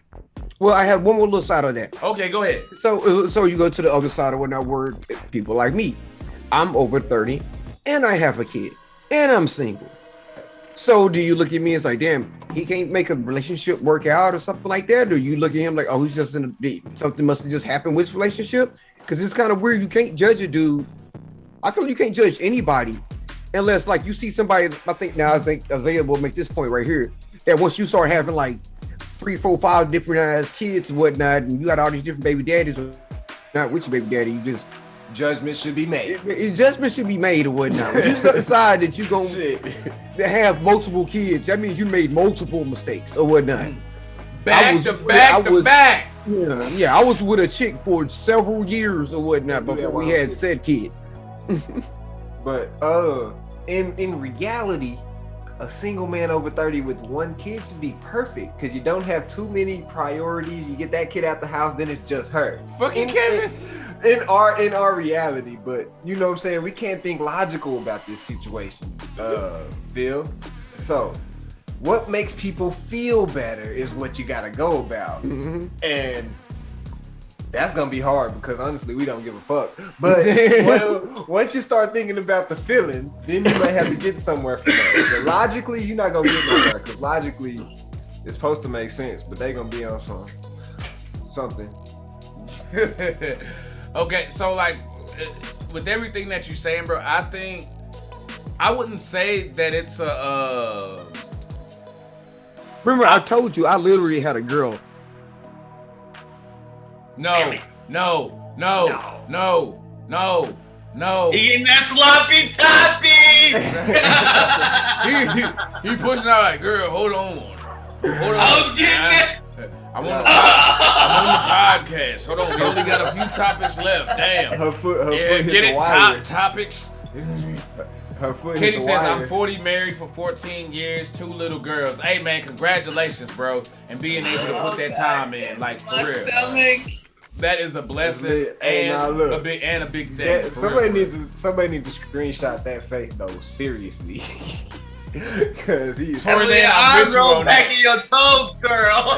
Hey, hold on, curly face right there. Hey, somebody grab us. Somebody, he dropped out. Damn it! Fuck that. Hey, what we gonna do? I need y'all sippers to go back on the playback or whatever, and when that happens, y'all need to grab a screenshot on that so we can put that out there. But also to what Tori Lynn is going to, I think females today are just tripping, and I'm with her on that because they change their mind all the fucking time. Like if you say this, they gonna say that. But then if you say that, then they gonna say this and jump right over to the other side. That's what the fuck they do. So again, if Cardi B is talking about fucking, hey, WAP is where it's at and pay me for this and shit like that, which I actually saw, y'all know they making WAP chains now? Like a chain that they got chains because they gotta mark themselves if they got the WAP, advertising. But like they want to sit there and do shit like that and claim, oh, I'm getting my independent bag, but then you supposed to take care of me bullshit. Like, make up your damn mind. You know what I'm saying? Like it's now we're at that point now to where yeah, dudes play a part into it, but nowadays I feel like it's the females that's fucking up the game. Females are fucking up the dating scene and the relationship culture and stuff right now. When you're talking about the majority, oh yeah, oh motherfucker, you thought you was the only one who was about to get up here and be like, hold on, let me hold my book here. Deacon Archie got something he wants to say real quick here. Now, for all you heifers out there, for all you bougie broad, whatever, you know what I'm saying? What do they used to call them? Charlatans, your harlots. Yeah, all of them words. Heifer was the most. Yeah, there you go. I knew I was fucking forgetting one. What did he say? He said you hussy. They used to they used to call them hussies. Damn it. Now what I hold here is the word to hold them. Okay, I hold the word to hold them. And the main problem with hold them is y'all worshiping the wrong God. What you need to be doing, you need to focus on God.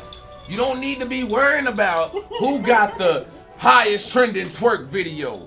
You don't need to be worrying about who can pick a dollar bill up off a chest without struggling. You don't need to be worried about who has the best pole maneuvers in and outside the strip club. What you don't need to worry about is...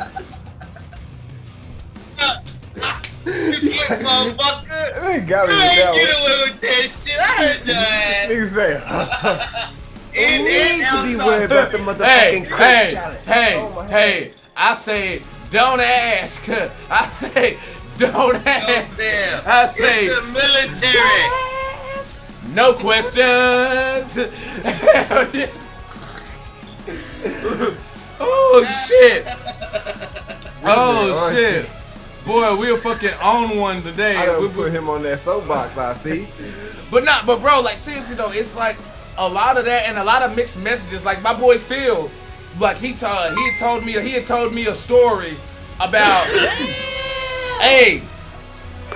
Shout out to Titan coming up in here. Say to my bros and other area codes. Hashtag Co-op Nation. Hashtag DTKA Promotions Plus.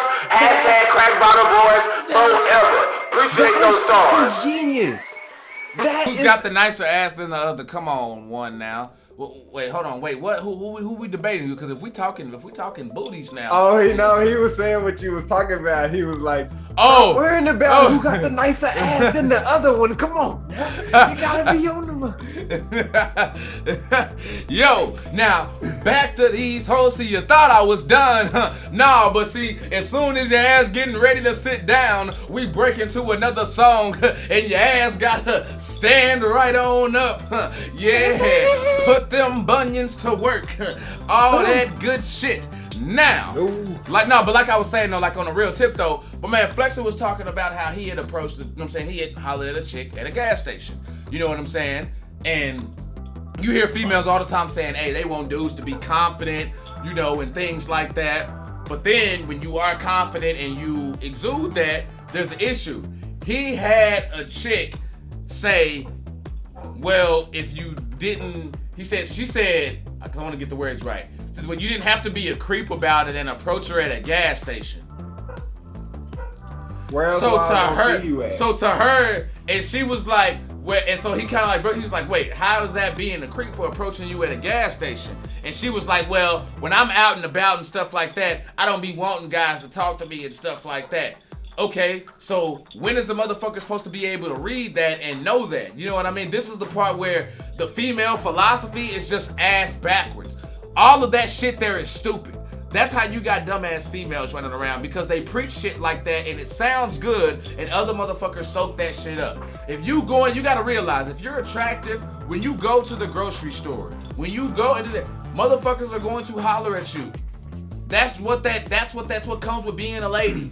You know what? That's part of that benefit of y'all getting into the club for free, not having to buy your drinks. Yeah, that all of that is a package. You know what I'm saying? Deacon Archie, can you pass the round? Take the mic for a second. Can I take the mic for a second? Oh yes you can, Deacon Ice. Or Bishop Ice. Yeah, there you go. You know, what it come down to, my friend, is the lack of the father figure in the homes. Because if these women knew how to vet properly, they would understand that if a man running errands tries to holler at you, that is probably the man you want to talk to, because A, he's out running errands like you are, so you wouldn't have to run them if that was your man. And if you men typically would want to meet someone at a grocery store because we know she buys groceries. Oh, she has like healthy shit in her bag. That man Ty just came through with 100 stars. Say pass the collection plate. Preach, preachers. Go ahead. Wow. So ladies, I just want y'all to know that. Hallelujah.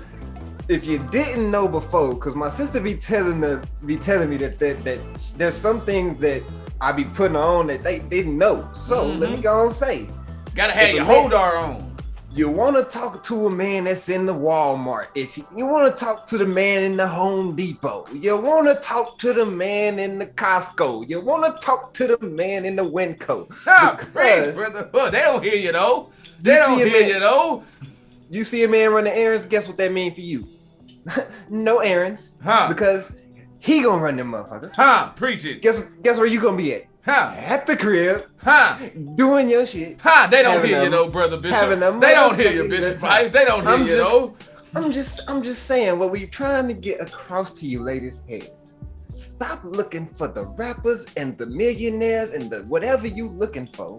Go get that average man, because them the ones who gonna love your ass. Them the ones who gonna give you the shit that you say you want out of a fucking relationship. Because shout out to that man Kevin Samuel. I'm pretty sure you gonna like this one since I know that's your boy. He'll sit there and tell you, like, the motherfuckers who they be going for gotta realize that the idea, dude, that you have in your head, hate to break it to you, is not checking for you.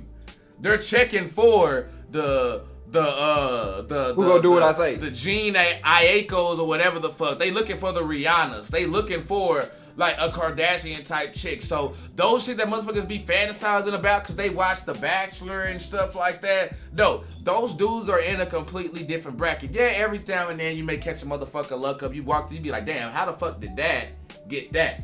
But that's a topic for another day, bruh. You know what I'm saying? So that happens, but people gotta realize, stay in your bracket without settling. You know what I'm saying? You cannot settle, but still have a bracket, because motherfuckers be out there trying to grab first round draft picks, and motherfucker, did you not pay attention to your last season? Look, you get the last pick. You didn't win the lottery. You shooting threes and you know you can barely make. Like really, you out here, you want playing time and shit like that. Yet your shooting percentage is in the 20s. No, motherfucker, you gotta drop shots. Fuck that shit. Hey, look, you get in the fourth quarter. You get in when you get in. God damn it, you get in when the team winning. And that's actually kind of jacked up that this shit goes on. You know what I'm saying? And my boy can't be here. But we gonna keep it moving though, because I think even if he did come back in, I know we would be pressed. So we will go ahead and pass the motherfucking. Actually, damn, he had What the Hell Are People Doing? Damn, we need him back for that. You know what? No, I got two. I got two to jump it off. Here we go. Here we go. I got something. Here we go. Hold on. We were just talking about females and shit. Can I get that out the way? Go ahead. Do your thing. Because it's stupid. It's stupid as fuck. Go ahead. But I feel, and this is a dumbass way to go about that, but females do too much with their draws, man. Oh yeah, Isaiah's pet peeve with women's draws. Go ahead. Look, they do too much. I got that in the headline, by the way. First thing. Don't nobody give a fuck about no string. Did that on purpose. This is me purposely. I know you did, you weirdo. This is me purposely. Who don't like draws? Nah. I ain't talking about nobody else. I like draws. But there's certain ones that females think is cute, and as a nigga, this one, let me just say, they not. Some of them not, and they make you look dumb. And then especially when you wear out in public and you can see them, it makes you look dirty. Oh, Gerson Paul Reyes coming in. We got a sipper. Pull up. What's happening with you? What's happening? Pull up. Dude, what's good? Go ahead. So go ahead, Isaiah. Finish what you were saying. wearing the shit in public and the nigga can see your drawers, it look just like if you could see your nigga's drawers in public. You look dirty. It look like your ass thing. Yes, it used to be a style. It does not need to be a style anymore. It don't work. I don't care. It didn't work back then. If I see two little strings hanging around your hip, that shit gonna look ugly. You look. He does not like the whale tail. Go ahead. I prefer none. That's irrelevant. But I saw too many shits. How about when they wear like jean shorts, like when they wear like the bikinis, but then they just have the jean shorts over the bottoms though. But that's a bikini. Part of the bikini. That don't count. That's a bikini. That don't count. Tori Lynn says it's trashy, and she dropped in a hashtag DTKA with some cups on that fire. Hey, make sure y'all are hitting those light, heart, smiley faces. Can't have. You say what? Man, I mean, y'all have a conversation a married man can't have. I guess I understand that, but that hold on. I gotta ask Kevin real fast. So you can't say nothing about your wife's panties? Yeah, nah, cause he gonna. Yeah, you like all her panties.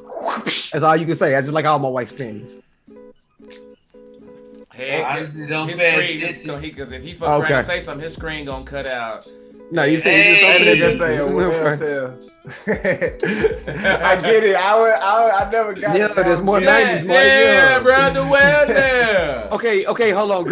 Okay, Gerson, what we're actually talking about, Isaiah had, when he went to get some off his chest, that he's not a fan of certain panties, just to catch you up there. He has a pet peeve with women's pants. I have a pet peeve because they do too motherfucking much. Okay, so number one, showing them over the pants. Number two, what you got?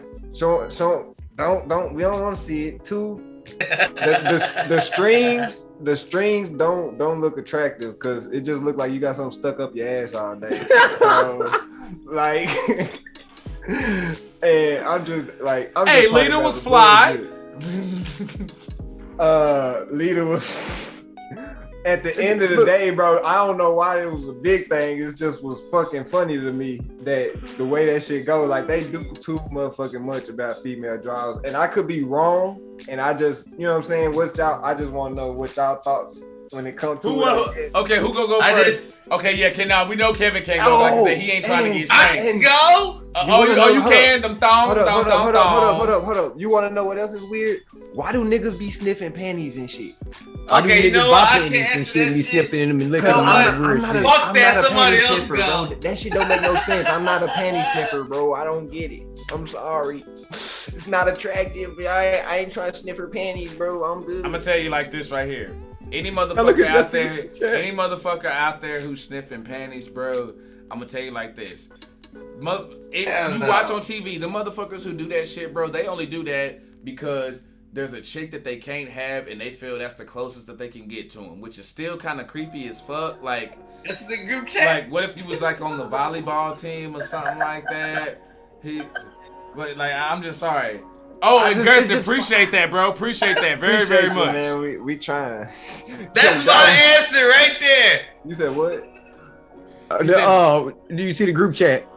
Better question. Yo, man. That's my answer right there. Not the that chat, our group podcast chat.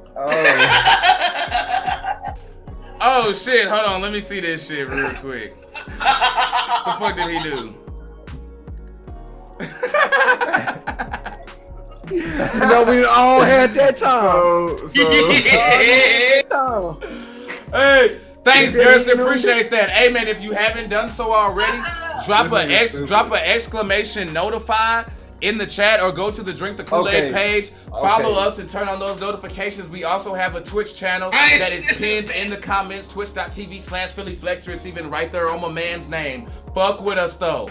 Thank you, Kevin, bro, because at least somebody on the same page with me. Like, I ain't. No, I'm not. Yeah, Flexer, what's your thoughts on the draws, bruh? That's not it is a bad thing or whatnot. I don't think it's bad. I just think it's weird. Don't say bad. Weird. No. That's a horrible feeling when you kind of doing your thing with a chick or whatnot, and you feel that pamper or whatnot. Oh, that. Yeah. You feel that big bitch or whatnot. You feel that super. Bro, y'all nigga got me fucked. Oh shit! But that ain't got nothing to do with the panties though. Oh, well, now that's a whole different thing. Oh no, that means Now, yeah. now no, I'm cool. No, actually, I'm cool with like I do like girls to like rock sexy panties and whatnot, especially when we finna do our thing. I don't unless we like finna hit like a quickie and it was random and we just rush and be in the dark just doing that damn thing. But if it's like set up and we actually know what's gonna happen or whatnot, baby girl, make sure you got on something nice, something a little lace. Or something like that. I fucks with lingerie. It's just the ropes and shit. Nah, because see, okay. But yeah, let me finish this last point. The one thing I do agree with you is the G strings or whatnot.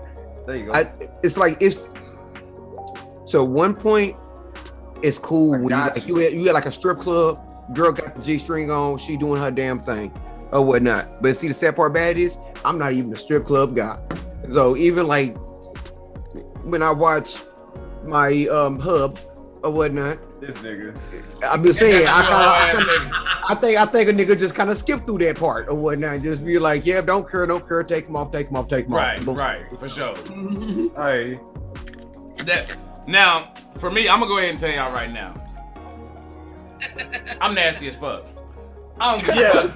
I don't give a fuck if your strength. Okay, let me take that back. You got. This is one of those things where y'all know sometimes where big girls call themselves wearing little girl shit and they ain't got no business wearing like skinny girl shit. Like there's only certain things that are meant for like some things can go, but some things just don't go, you know, like not really, you know, it's not, So you gotta be fine to get away with that. I'm sorry, there's a double standard here, ladies. You cannot be ugly as hell walking through. You know what I'm saying? Because like I said, Lita back in the day and shit like that, when she had the string thing coming up and shit, I'm like, okay, especially if you kind of got like that Aaliyah thing going on. I'm like, okay, as long as you smell good, then, you know what I'm saying? Excuse me. Damn, that came from the soul. Yeah, straight from the soul, from the heart. You know what I'm saying? I meant that like shit. You got through eating some of that. It came from one of them cracks right there. But honestly, that's my take on it though. Nah, it's good. I don't know. That shit just was funny to me. So, question, y'all didn't answer. Fat girl thongs be folding over her thighs. Panty sniffers, yes or no? I'm saying hell no. No. Between the sniffer, penny sniffers and feet guys, I don't get guys who like get aroused by feet. Bitch, I was just eating in the kitchen. What the fuck do I want to smell the door for? We were just talking about making money off of niggas that like feet pics. That's all you gotta do, just take pictures of girls' feet and dudes with bottom shits. Hey, look, it's a lick if you don't know. Wink, wink. Hey, I'm ready for it though. Let's get to it because this is one of my new favorite fucking subjects here. Hell no! Oh, the bad memories and bullshit. Hold on. Was this Don't Be a Menace with the hot sauce and shit? You know what I'm saying? On the y'all know what I'm talking about. Yes. Yeah. That I damn near want to throw up. I damn near want to throw up on that shit. For real. Even I got that shit on Blu-ray too, and that shit hit different. MD, Alarm, thanks for coming in, dropping in that light. That's what I'm gonna do. El Tommy says, so y'all ain't had panties thongs put in y'all mouth during go time. I can't be the only one. Nah, I ain't never had a chick want to put in her mouth. No, I've never been that inviting. Because they come down and then they come off. I was blindfolded. That's all I'm gonna say on that story. That's blindfolded and she put the panties in your mouth to keep you quiet. That is a Patreon story. Okay, there you go. I haven't used the leaks before. Hey. That is a Patreon, so here you gonna put that shit behind the paywall. You know what I'm saying? That is a Patreon. He might have some exclusive photos for you or something. Boy, that motherfucker wild. Okay, so yeah, let's get to it though. Yo, y'all ready? Are y'all ready for? What the hell are people doing? What the hell? With the flexing man. Oh, Isaiah, I love you sometimes because we segue. And Archie, good job putting these segments back to back because this actual one has to do with smelling. Who stank? No, not somebody who's stinking or whatnot. Just like okay. So I'm okay. I was listening to something. I will say it like that. I'm not gonna put the podcast. I'm not gonna put the thing on blast. I was listening to something because I thoroughly enjoy it. And this guy whatnot, they start kind of around the room and admitting their little things that they kind of enjoy smelling or whatnot. And it's weird that, you know, like people have the gasoline fetish, whatnot. We've all heard of that or whatnot. How people say that some people gasoline smells really, really good to them. Right. Or whatnot. But this dude says sometimes when he's just like bored and he has like to go wait or something like that, he would just go to AutoZone because he likes the smell of AutoZone. And I was just like, that's such a weird, specific place or whatnot. To want to go. I'm not gonna lie, AutoZone do smell good than a motherfucker, but when I'm bored, I'm not about to just walk up in there just to get a whiff. Now, if I'm just in there to go buy a part, damn man, these motherfuckers consistent as Chick-fil-A in this bitch with the smell. But yeah, I'm with you though. That is kind of weird. So I mean, hashtag and whatnot. Kool-Aid lady got it. Yeah. You know, you always got to put one in when anytime there's a reflexive segment up there. Yeah. And so. Now you get other people that we've seen strange addictions and stuff like that. People will dive deep into like the weirdest shit or whatnot, have sniffing fucking paper towels in the morning or some weird shit like that or whatnot. So when I say what are people doing this time, I don't know. Fetishes are weird, but this time I want to ask you guys, give me a place, a non-food place that you enjoy the smell of. Oh. A non-food place. Yep, go ahead. Enjoy. Smell like. I don't want to say it. A dentist's office. Okay. Boy, I wasn't expecting that one. What you got, Isaiah? What you got? The trap.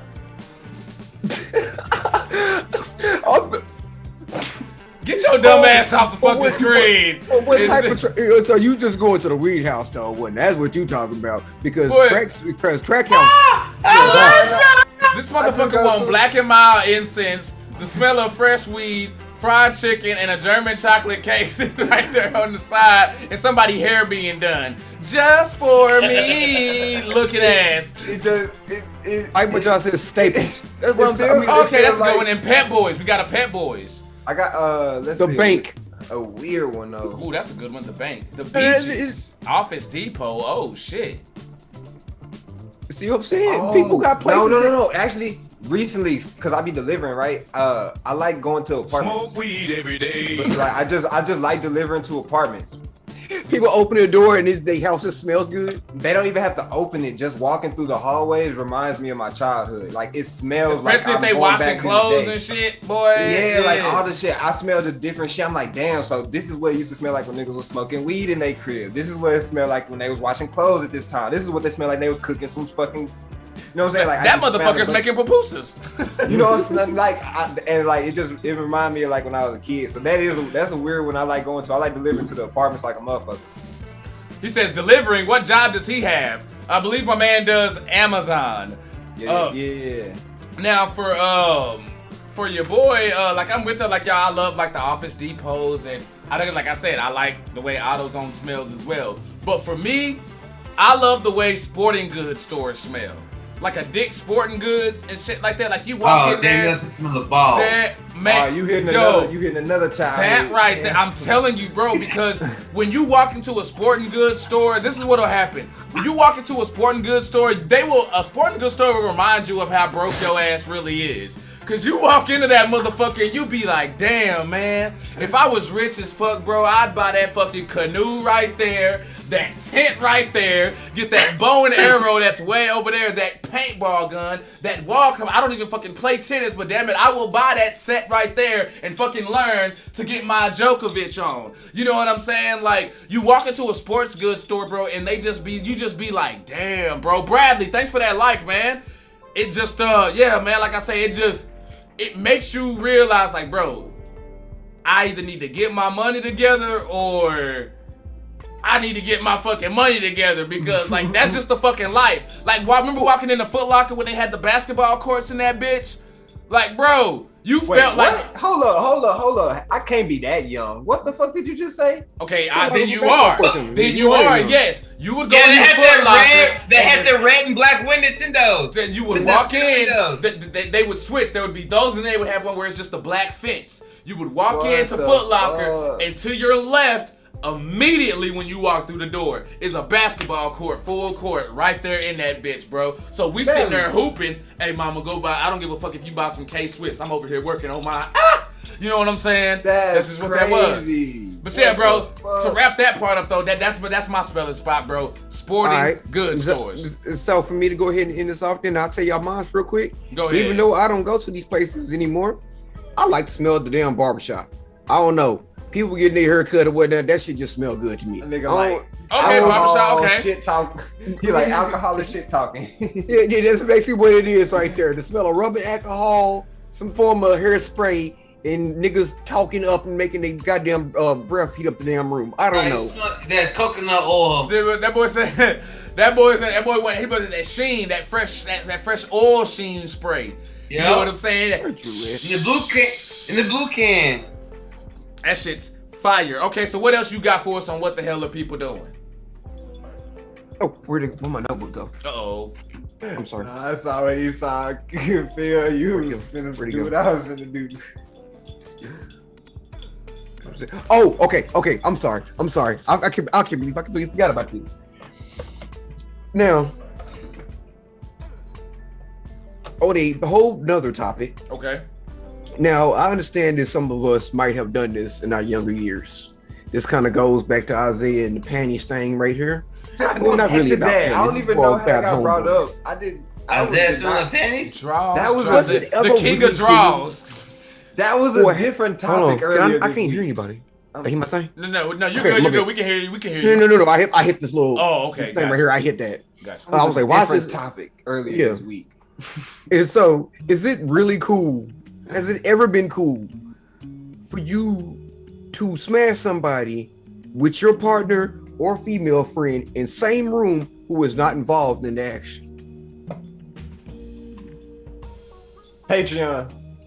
No, fuck that. No, that's just fucking weird. No. Okay. Fuck that. So okay. Fuck that. So about to be sitting there looking at me, fucking studying me, trying to fucking learn my technique. Get your own fucking technique. It was bitch, you nobody. better take your ass to the fucking web. Okay. I see what you're saying. It was nobody of the same. All right, Gerson. Well, hopefully we still here. If not, man, you'll be able to catch us up on the YouTube as well. Stay sipping.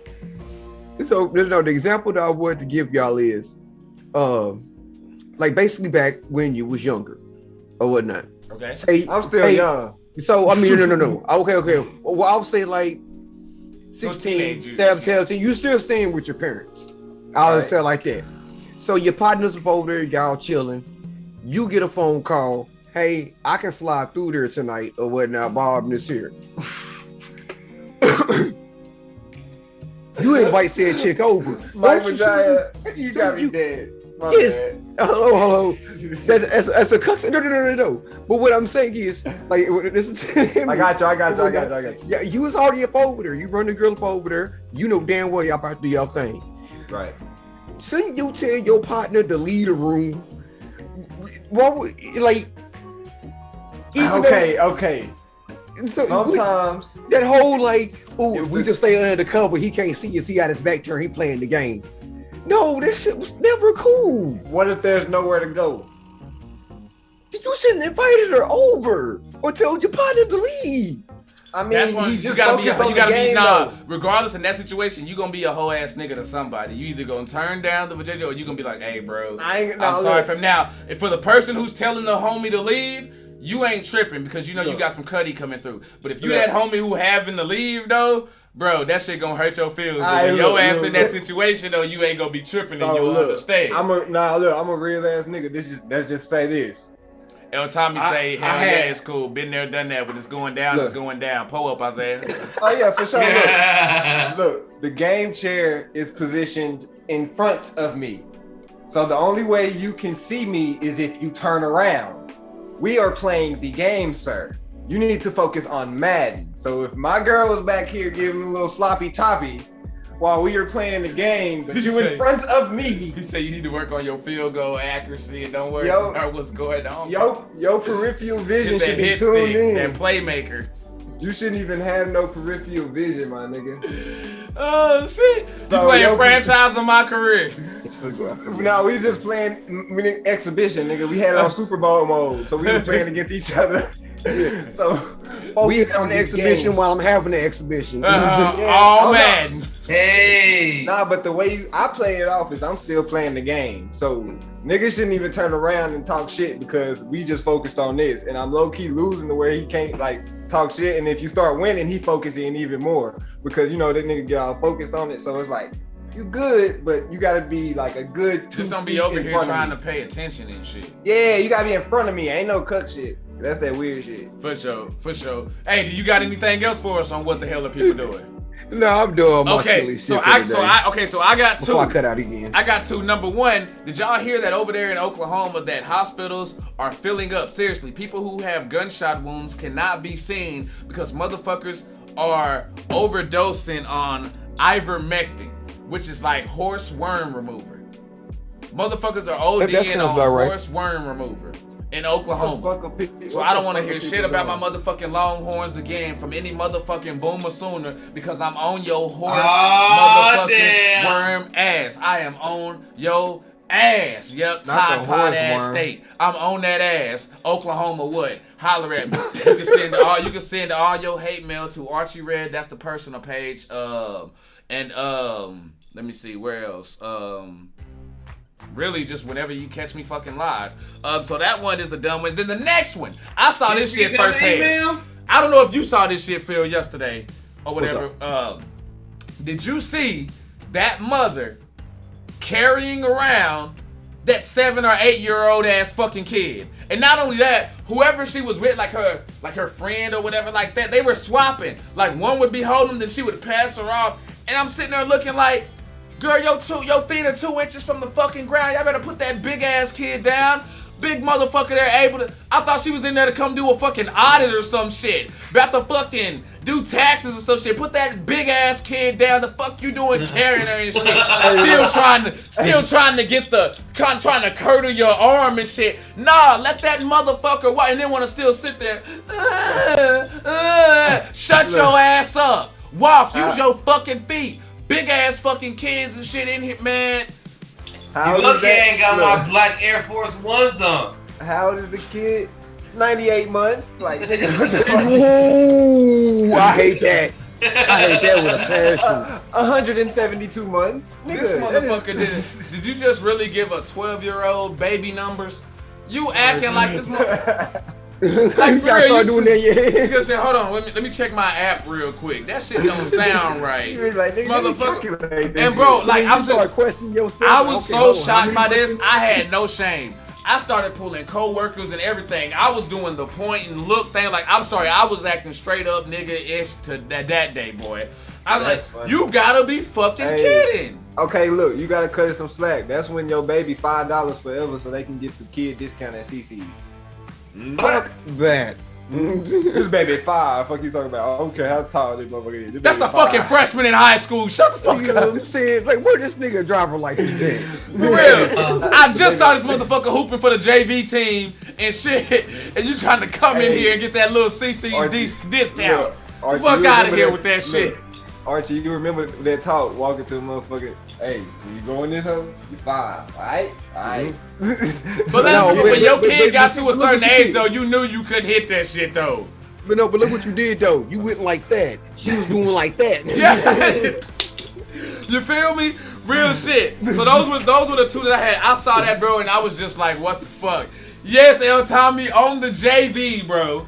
On the JV. Motherfucker had a 2.7 GPA, already taking calculus and shit, and y'all carrying this motherfucker around. Hell, if anything, y'all should be using that motherfucker's discount and shit. You know what I'm saying? Like, have that motherfucker got a whole school ID and shit. Out here getting fucking DART discount bus passes and shit, and you carrying this motherfucker around. Hey, if you can walk to the refrigerator and get your ass a Jungle Juice, a Capri Sun, a oatmeal cream pie, some Dunkaroos, your ass can walk around this goddamn stove. You just better not ask for shit when we get in this motherfucker. Okay, I'm gonna get to Bradley Thomas' point real fast. Go ahead. It says, wait, not try to be a mood killer. But he says to be sure the child didn't have some type of health issues. Now, I'm gonna tell you this. We work at Sprouts. We see a lot of people with health issues, like every day. Trust me. I can tell you, and then especially with I have an autistic sister or whatnot, a highly autistic sister, so I can kind of vouch on people with mental health issues. And so, trust me, when I tell you, I can see somebody that's just a big ass kid, and it was just a big ass kid. Right. Right. Now, and something like that can be the case because, like he says, we do see that from time to time. But even then, we see some of those people with deficiencies and stuff, and they'll still be like walking with highly functional, highly functional.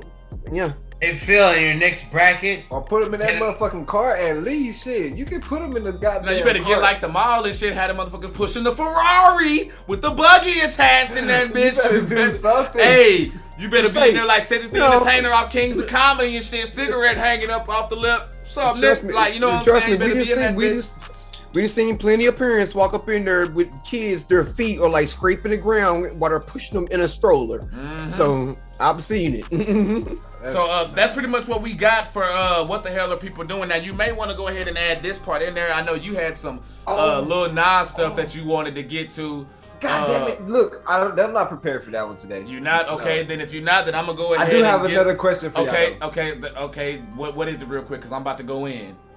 You got 1 8th grader. Can they beat you up?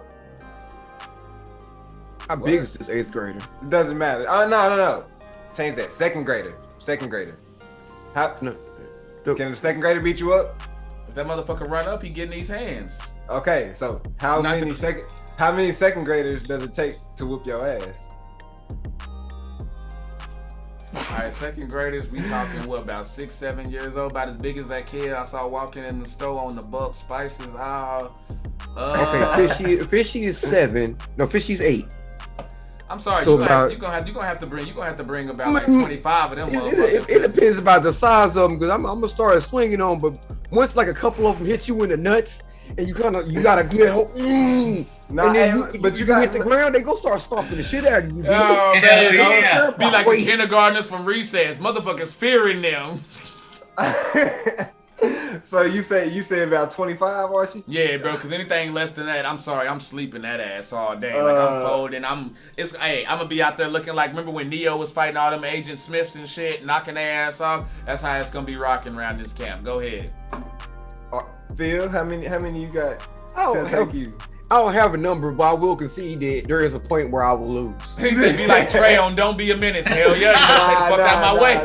Nah. I need a number, bro. I had the same fucking answer. I ain't gonna hold you. I'm going after like it gotta be like 100. Mike Mazal said the same thing, maybe like 100. It gotta be like 100. Like I'm gonna knock out 99 before. He said Zane gives them, so maybe no, like 100. Bro, it's like around the Call of Duty Zombies, bro. Like I get you. Like I said, dude, it just takes a couple of nut shots that you didn't see coming. Hey, look, one of them grab your leg. Next thing you know, you just sitting there doing this, they jumping on you. Cause I ain't I'm gonna say like if they know what they doing, they bloodlusted coming at me. I say about a good. And don't let them watch that King of the Hill episode. Let go of my purse. Oh shit, you probably going there. Look, because I don't think they grew up with recess, so they don't know how strong little kids is when they come together. Because I remember that shit. That's kind of what made me think about this shit. I'm looking at it, I'm like, I would have been able to fight off to the kindergartners. Like, bro, hold up. El Tommy say, bro, these kids these days made with HGH and they system from these processed foods. They ain't the same when we grew up. Hey, you right, because them motherfuckers be in 2nd grade benching 350. I just compared it to my son's brother or whatnot. And that nigga there is 7, 8 years old. He wrestles, play basketball, play football. And he got some girth on him. So when we playing around, you can always feel it sometimes when he got a little ump on him. And I'm like, hold on, man. Be like that little motherfucker on that Vine video. You can't tell me nothing. I'm grown. Yeah, I didn't think I threw out little ass nigga, but damn, you was a little strong there. You be like, shut your ass. Oh shit. Okay. Hey, I feel y'all. Okay, so that was that 2nd graders one that we had right there. Okay, so now what I wanted to get on is real quick, because we got 2 left. Okay, so I know you ain't talking about Lil Nas X or nothing like that, but I want to talk about the Sukihana video. Who? I think I saw the video on Twitter. The Pussy Everywhere video. That was out there. Wow, something actually slipped on my radar like that? Bruh. I tell you, bro. That's a ratchet video. I'm talking about this was pretty much a damn like flick music video. This was like, bro, this had Tip Drill Nelly beat uncut. This has the Tip Drill Nelly video. We beat Tip Drill Nelly a lot of times. There were scissors involved. There was fellatio. There was just Google pussy everywhere, bro. You'll find it. I don't want to type that into my Google machine. Bro, you typed words. Chill out. I typed words on the hub, not in my Google machine. Hey, it's on the hub. The video is up on the hub. Go there. Okay. You can find it there. It wasn't there at first, but somebody got the smart idea and put it there. But racking up the views, I bet you that shit's on the mill. But yeah, Marcus may say, yeah, basically upon that's exactly what it is. So with this being said, y'all know a lot of times we talk about music and the kids nowadays and stuff like that, especially when you have Lil Nas X and him doing his stuff. We've talked about people doing stunts just to be seen and in the media and to trend and just to do shit for shock value. Kind of on, there's two different things to this. You have those people who are like, oh, y'all say something to Lil Nas X, but y'all make an excuse for this. You know what I'm saying? Which I have seen some people do that. You know what I'm saying? Who they'll get on homie for that, but then act like this whole culture isn't a real thing.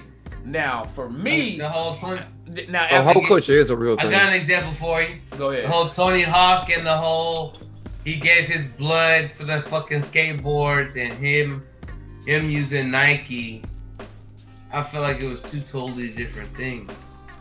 I think that was kind of a reach. But like my thing is though, bro, is you get like as a grown up, as a grown man, as I'm saying, a man who's on that grown man shit, hey, I'm all for it. You know what I'm saying? Because the grown folks sitting there doing the damn thing, and that's what pop up cool. Because let's be real, we grew up with Uncle Luke, we grew up with 2 Live Crew. You know what I'm saying? You know what I'm saying? Look, go watch Major Pain. The edited version on Pop That was Pop That Coochie. Cancel culture won't even let you slide with that now. That was the edited version, and we were still nasty. You know what I'm saying?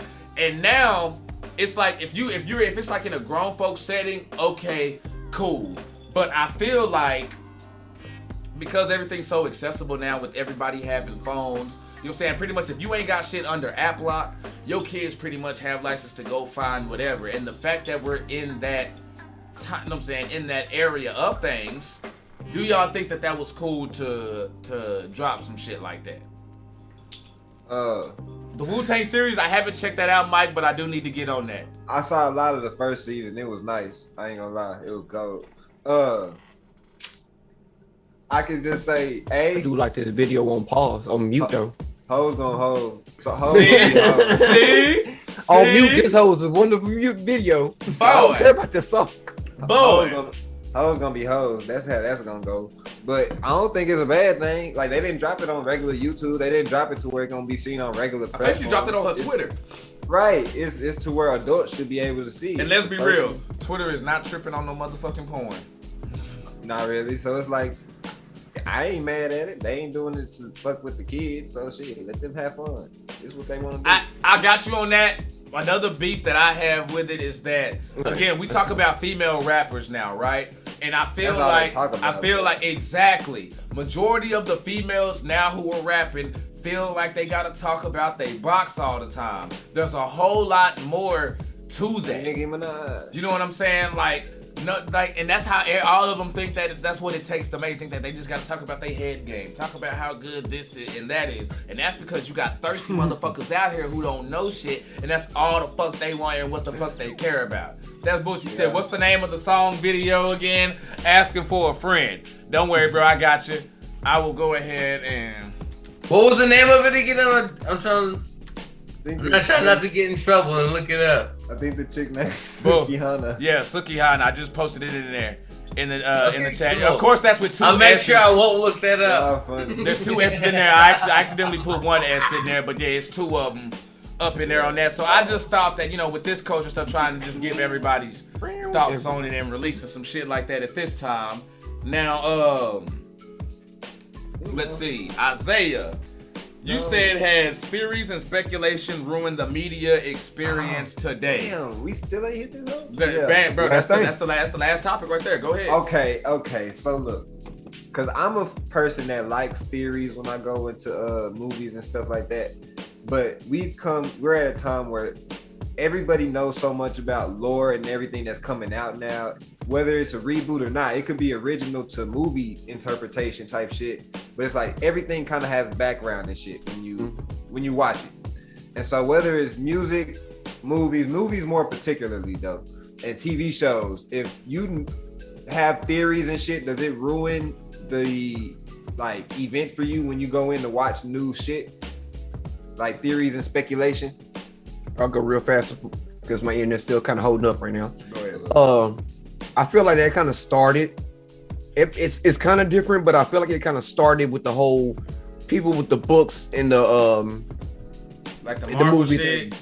Oh, well, not even like the Marvel thing. Basically, like you can go to anything or whatnot. Like basic series like Harry Potter or Game of Thrones, how they had book versions of. Okay. And then people always be like, "Oh, they left this part out." It's the same thing with anime or whatnot. When you watch it, when you read a manga compared to an anime or whatnot, that's what killed Promised Neverland. They took out a whole arc of Promised Neverland and whatnot. And people hated the animated series because you left out a big ass gap in there. Oh, right. So, okay. So it's kind of like, I mean, it's kind of goes with that right there. Like, it's just people don't like that. If you have one form of it, if you're gonna try to make another form of it, stay consistent to the first form of it. Right. But I feel like people kind of go a little too deep with some of these Marvel movies, and they'll be like, "Oh, well, in this certain comic or whatnot." I'm like, hold on now. Y'all know how many goddamn comics or whatnot is out there and how many different universes it is and whatnot. So a lot of y'all, so I mean, there is a lot of different knowledges and stuff like that. But stuff people be asking for too much on that shit. Yeah, much with that. Real. Yeah. I mean, that's in my opinion right there. Okay, for sure. Bet that. Flash, what you got, bro? What's your thoughts, man? I'm sorry, what was it again? Boy, that motherfucker faded, boy. Isaiah hit him with it one more time like Britney Spears, bro. Has speculation and theories about new movies and TV shows ruined the like entertainment value, or ruined you? Like, has it ever ruined the movie or show for you? Like, I ain't finna watch that. It hasn't, and the reason why is because I always go in open-minded, especially because I'm not a trailer person. So has it made it better? Like, if you hear a theory or something, like say you see something like a spoiler online, or you see somebody talking about some like off-brand shit, like this may happen in the movie, right? When you go into the movie and you thinking about whether that may happen or not, say you really wanted some shit to happen, like you wanted Spider-Man to get the Venom suit, right? And you watch the movie and it don't happen. Does that piss you off to where like, damn, I hate this movie? Or do you still kind of, are you able to enjoy the movie? Well, I'm able to enjoy and appreciate the art of what I just watched. Right. Because where I grew up, I knew superheroes weren't gonna get a lot of screen time. And at that point, the screen time we got wasn't a lot, and it wasn't very high grade. Okay. For sure. Okay. So like, I've always learned to appreciate whatever came on. Okay, that's a bit. Now I do want to peep something I just peeped right now. Those two washing machines in the back look like two peeping Tom eyes through your window, like the guy going, I feel like somebody's watching me. They got Optimus Prime back there. Straight up. But like to answer your question though, bro, like for me it doesn't, because honestly, like Kenny, like what Kenny said, it makes me think more. Exactly. Honestly, that kind of builds up my anticipation for certain things. Like, for instance, this whole Spider-Man multiverse movie, the Far Away From Home movie, all the different like mysteries and theories behind it and what to expect has me really excited for this movie, because I'm trying to figure out which Green Goblin are we gonna see? Are we gonna get the other Peter Parkers in here? And so who's about to pop back? Like, cause I know Dr. Octopus shows back up, the original. The Tobey Maguire Dr. Octopus, wasn't it? Yeah. So that's what I'm saying. So it makes you think, and it kind of builds up the excitement for me. Just like WALL-E, that Disney movie, a whole lot of Easter eggs and he's talking about the drivers. My bad. But hey, that worked too though. But even so, with the motherfucking Spider-Man movie, right? Okay. They saw a scene, people were like taking it clip by clip, and they see a scene with a bunch of sand and explosions and yellow lightning. They're like, oh, Sandman from Tobey Maguire is also gonna be in this shit. and people's speculation gets so high. So with you thinking that, like you said, you saw Doc Ock, and it's possible that the other shit can get there, so you can like get hopes up. But if you don't, say you don't get William Dafoe's Green Goblin, and you get the one that people don't like, the one from Amazing Spider-Man, will that make you hate the movie, or are you still able to enjoy it? No, I still be able to enjoy it because I feel like Spider-Man has this one scapegoat of it being multiverse.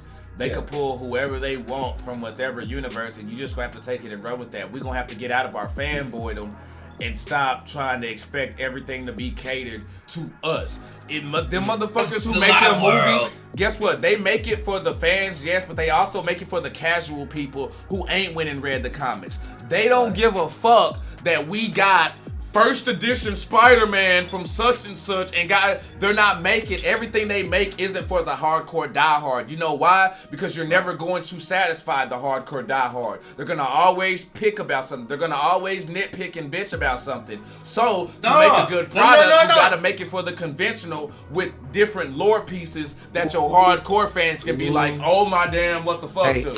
Archie, you know what they got something for the hardcore. What did I do? Hold on, the animated fans. Okay. I'm sorry. No, you got it. Go ahead. Go ahead, Kev. No, you said that you'll never be able to appease the hardcore fan. They got the animated films. The animated Marvel films and stuff like that. Okay. Or the DC or animated films. Because to me, the DC animated films hit harder than the movies do. Okay. For the most part, I agree with you on that. For sure. He said the James Franco Goblin. Yeah, he sucked. But go ahead, Flexer. What was you saying, bro? What was you about to say? You just basically explained what WWE is. That's exactly what WWE is. It all the hardcore fans and whatnot are never fully satisfied, but you see all these casual fans that pile into WrestleMania, they watch the pay-per-views, they do all this like this year. Right. They're not trying to just appease the hardcore. Right. They're trying to appease the hardcore, the Reds, and the casual. Right. Yep, for sure. Nah, and he's right on that. But hey, Sippers, thank y'all so much for coming through and rocking with us. I mean, honestly, I was sitting there looking like, damn, man, we didn't have as many topics as I thought, but damn it, we had enough to fucking get us through. You know what I'm saying? So we did the damn thing. So I really appreciate y'all for coming through and rocking with us and sipping with us. Again, we got YouTube links and the Twitch link pinned in the comments at the bottom. Drop us a follow, subscribe, and turn on those notifications. Visit my man on YouTube. He got LinkedIn for all of his music. Yes, Isaiah, I'm talking about you. And like I say, Twitch, y'all see the link right there. My man also got it on his name, twitch.tv/PhillyFexer. That is still Kool-Aid, y'all. So make sure y'all go up over there and pull up with my mans. So without further ado, thank y'all for coming and sipping with us. And I am going to go. Matter of fact, I'll go ahead and do it for y'all. We gotta do it like that. I'm gonna say I can't do the outro. No, you good. All I'm gonna do is I'm gonna hit their ass with this motherfucking the intro video, and then we gonna hit a raid. So stay ready, get ready for the hashtag DTKA raids, and let them know who the fuck sent you us the Kool-Aid crew. Pull up. But let's get it.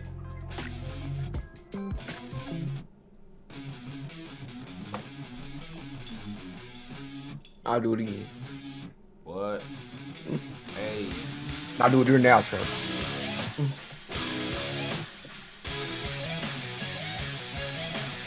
And I'll do it while Archie's dancing.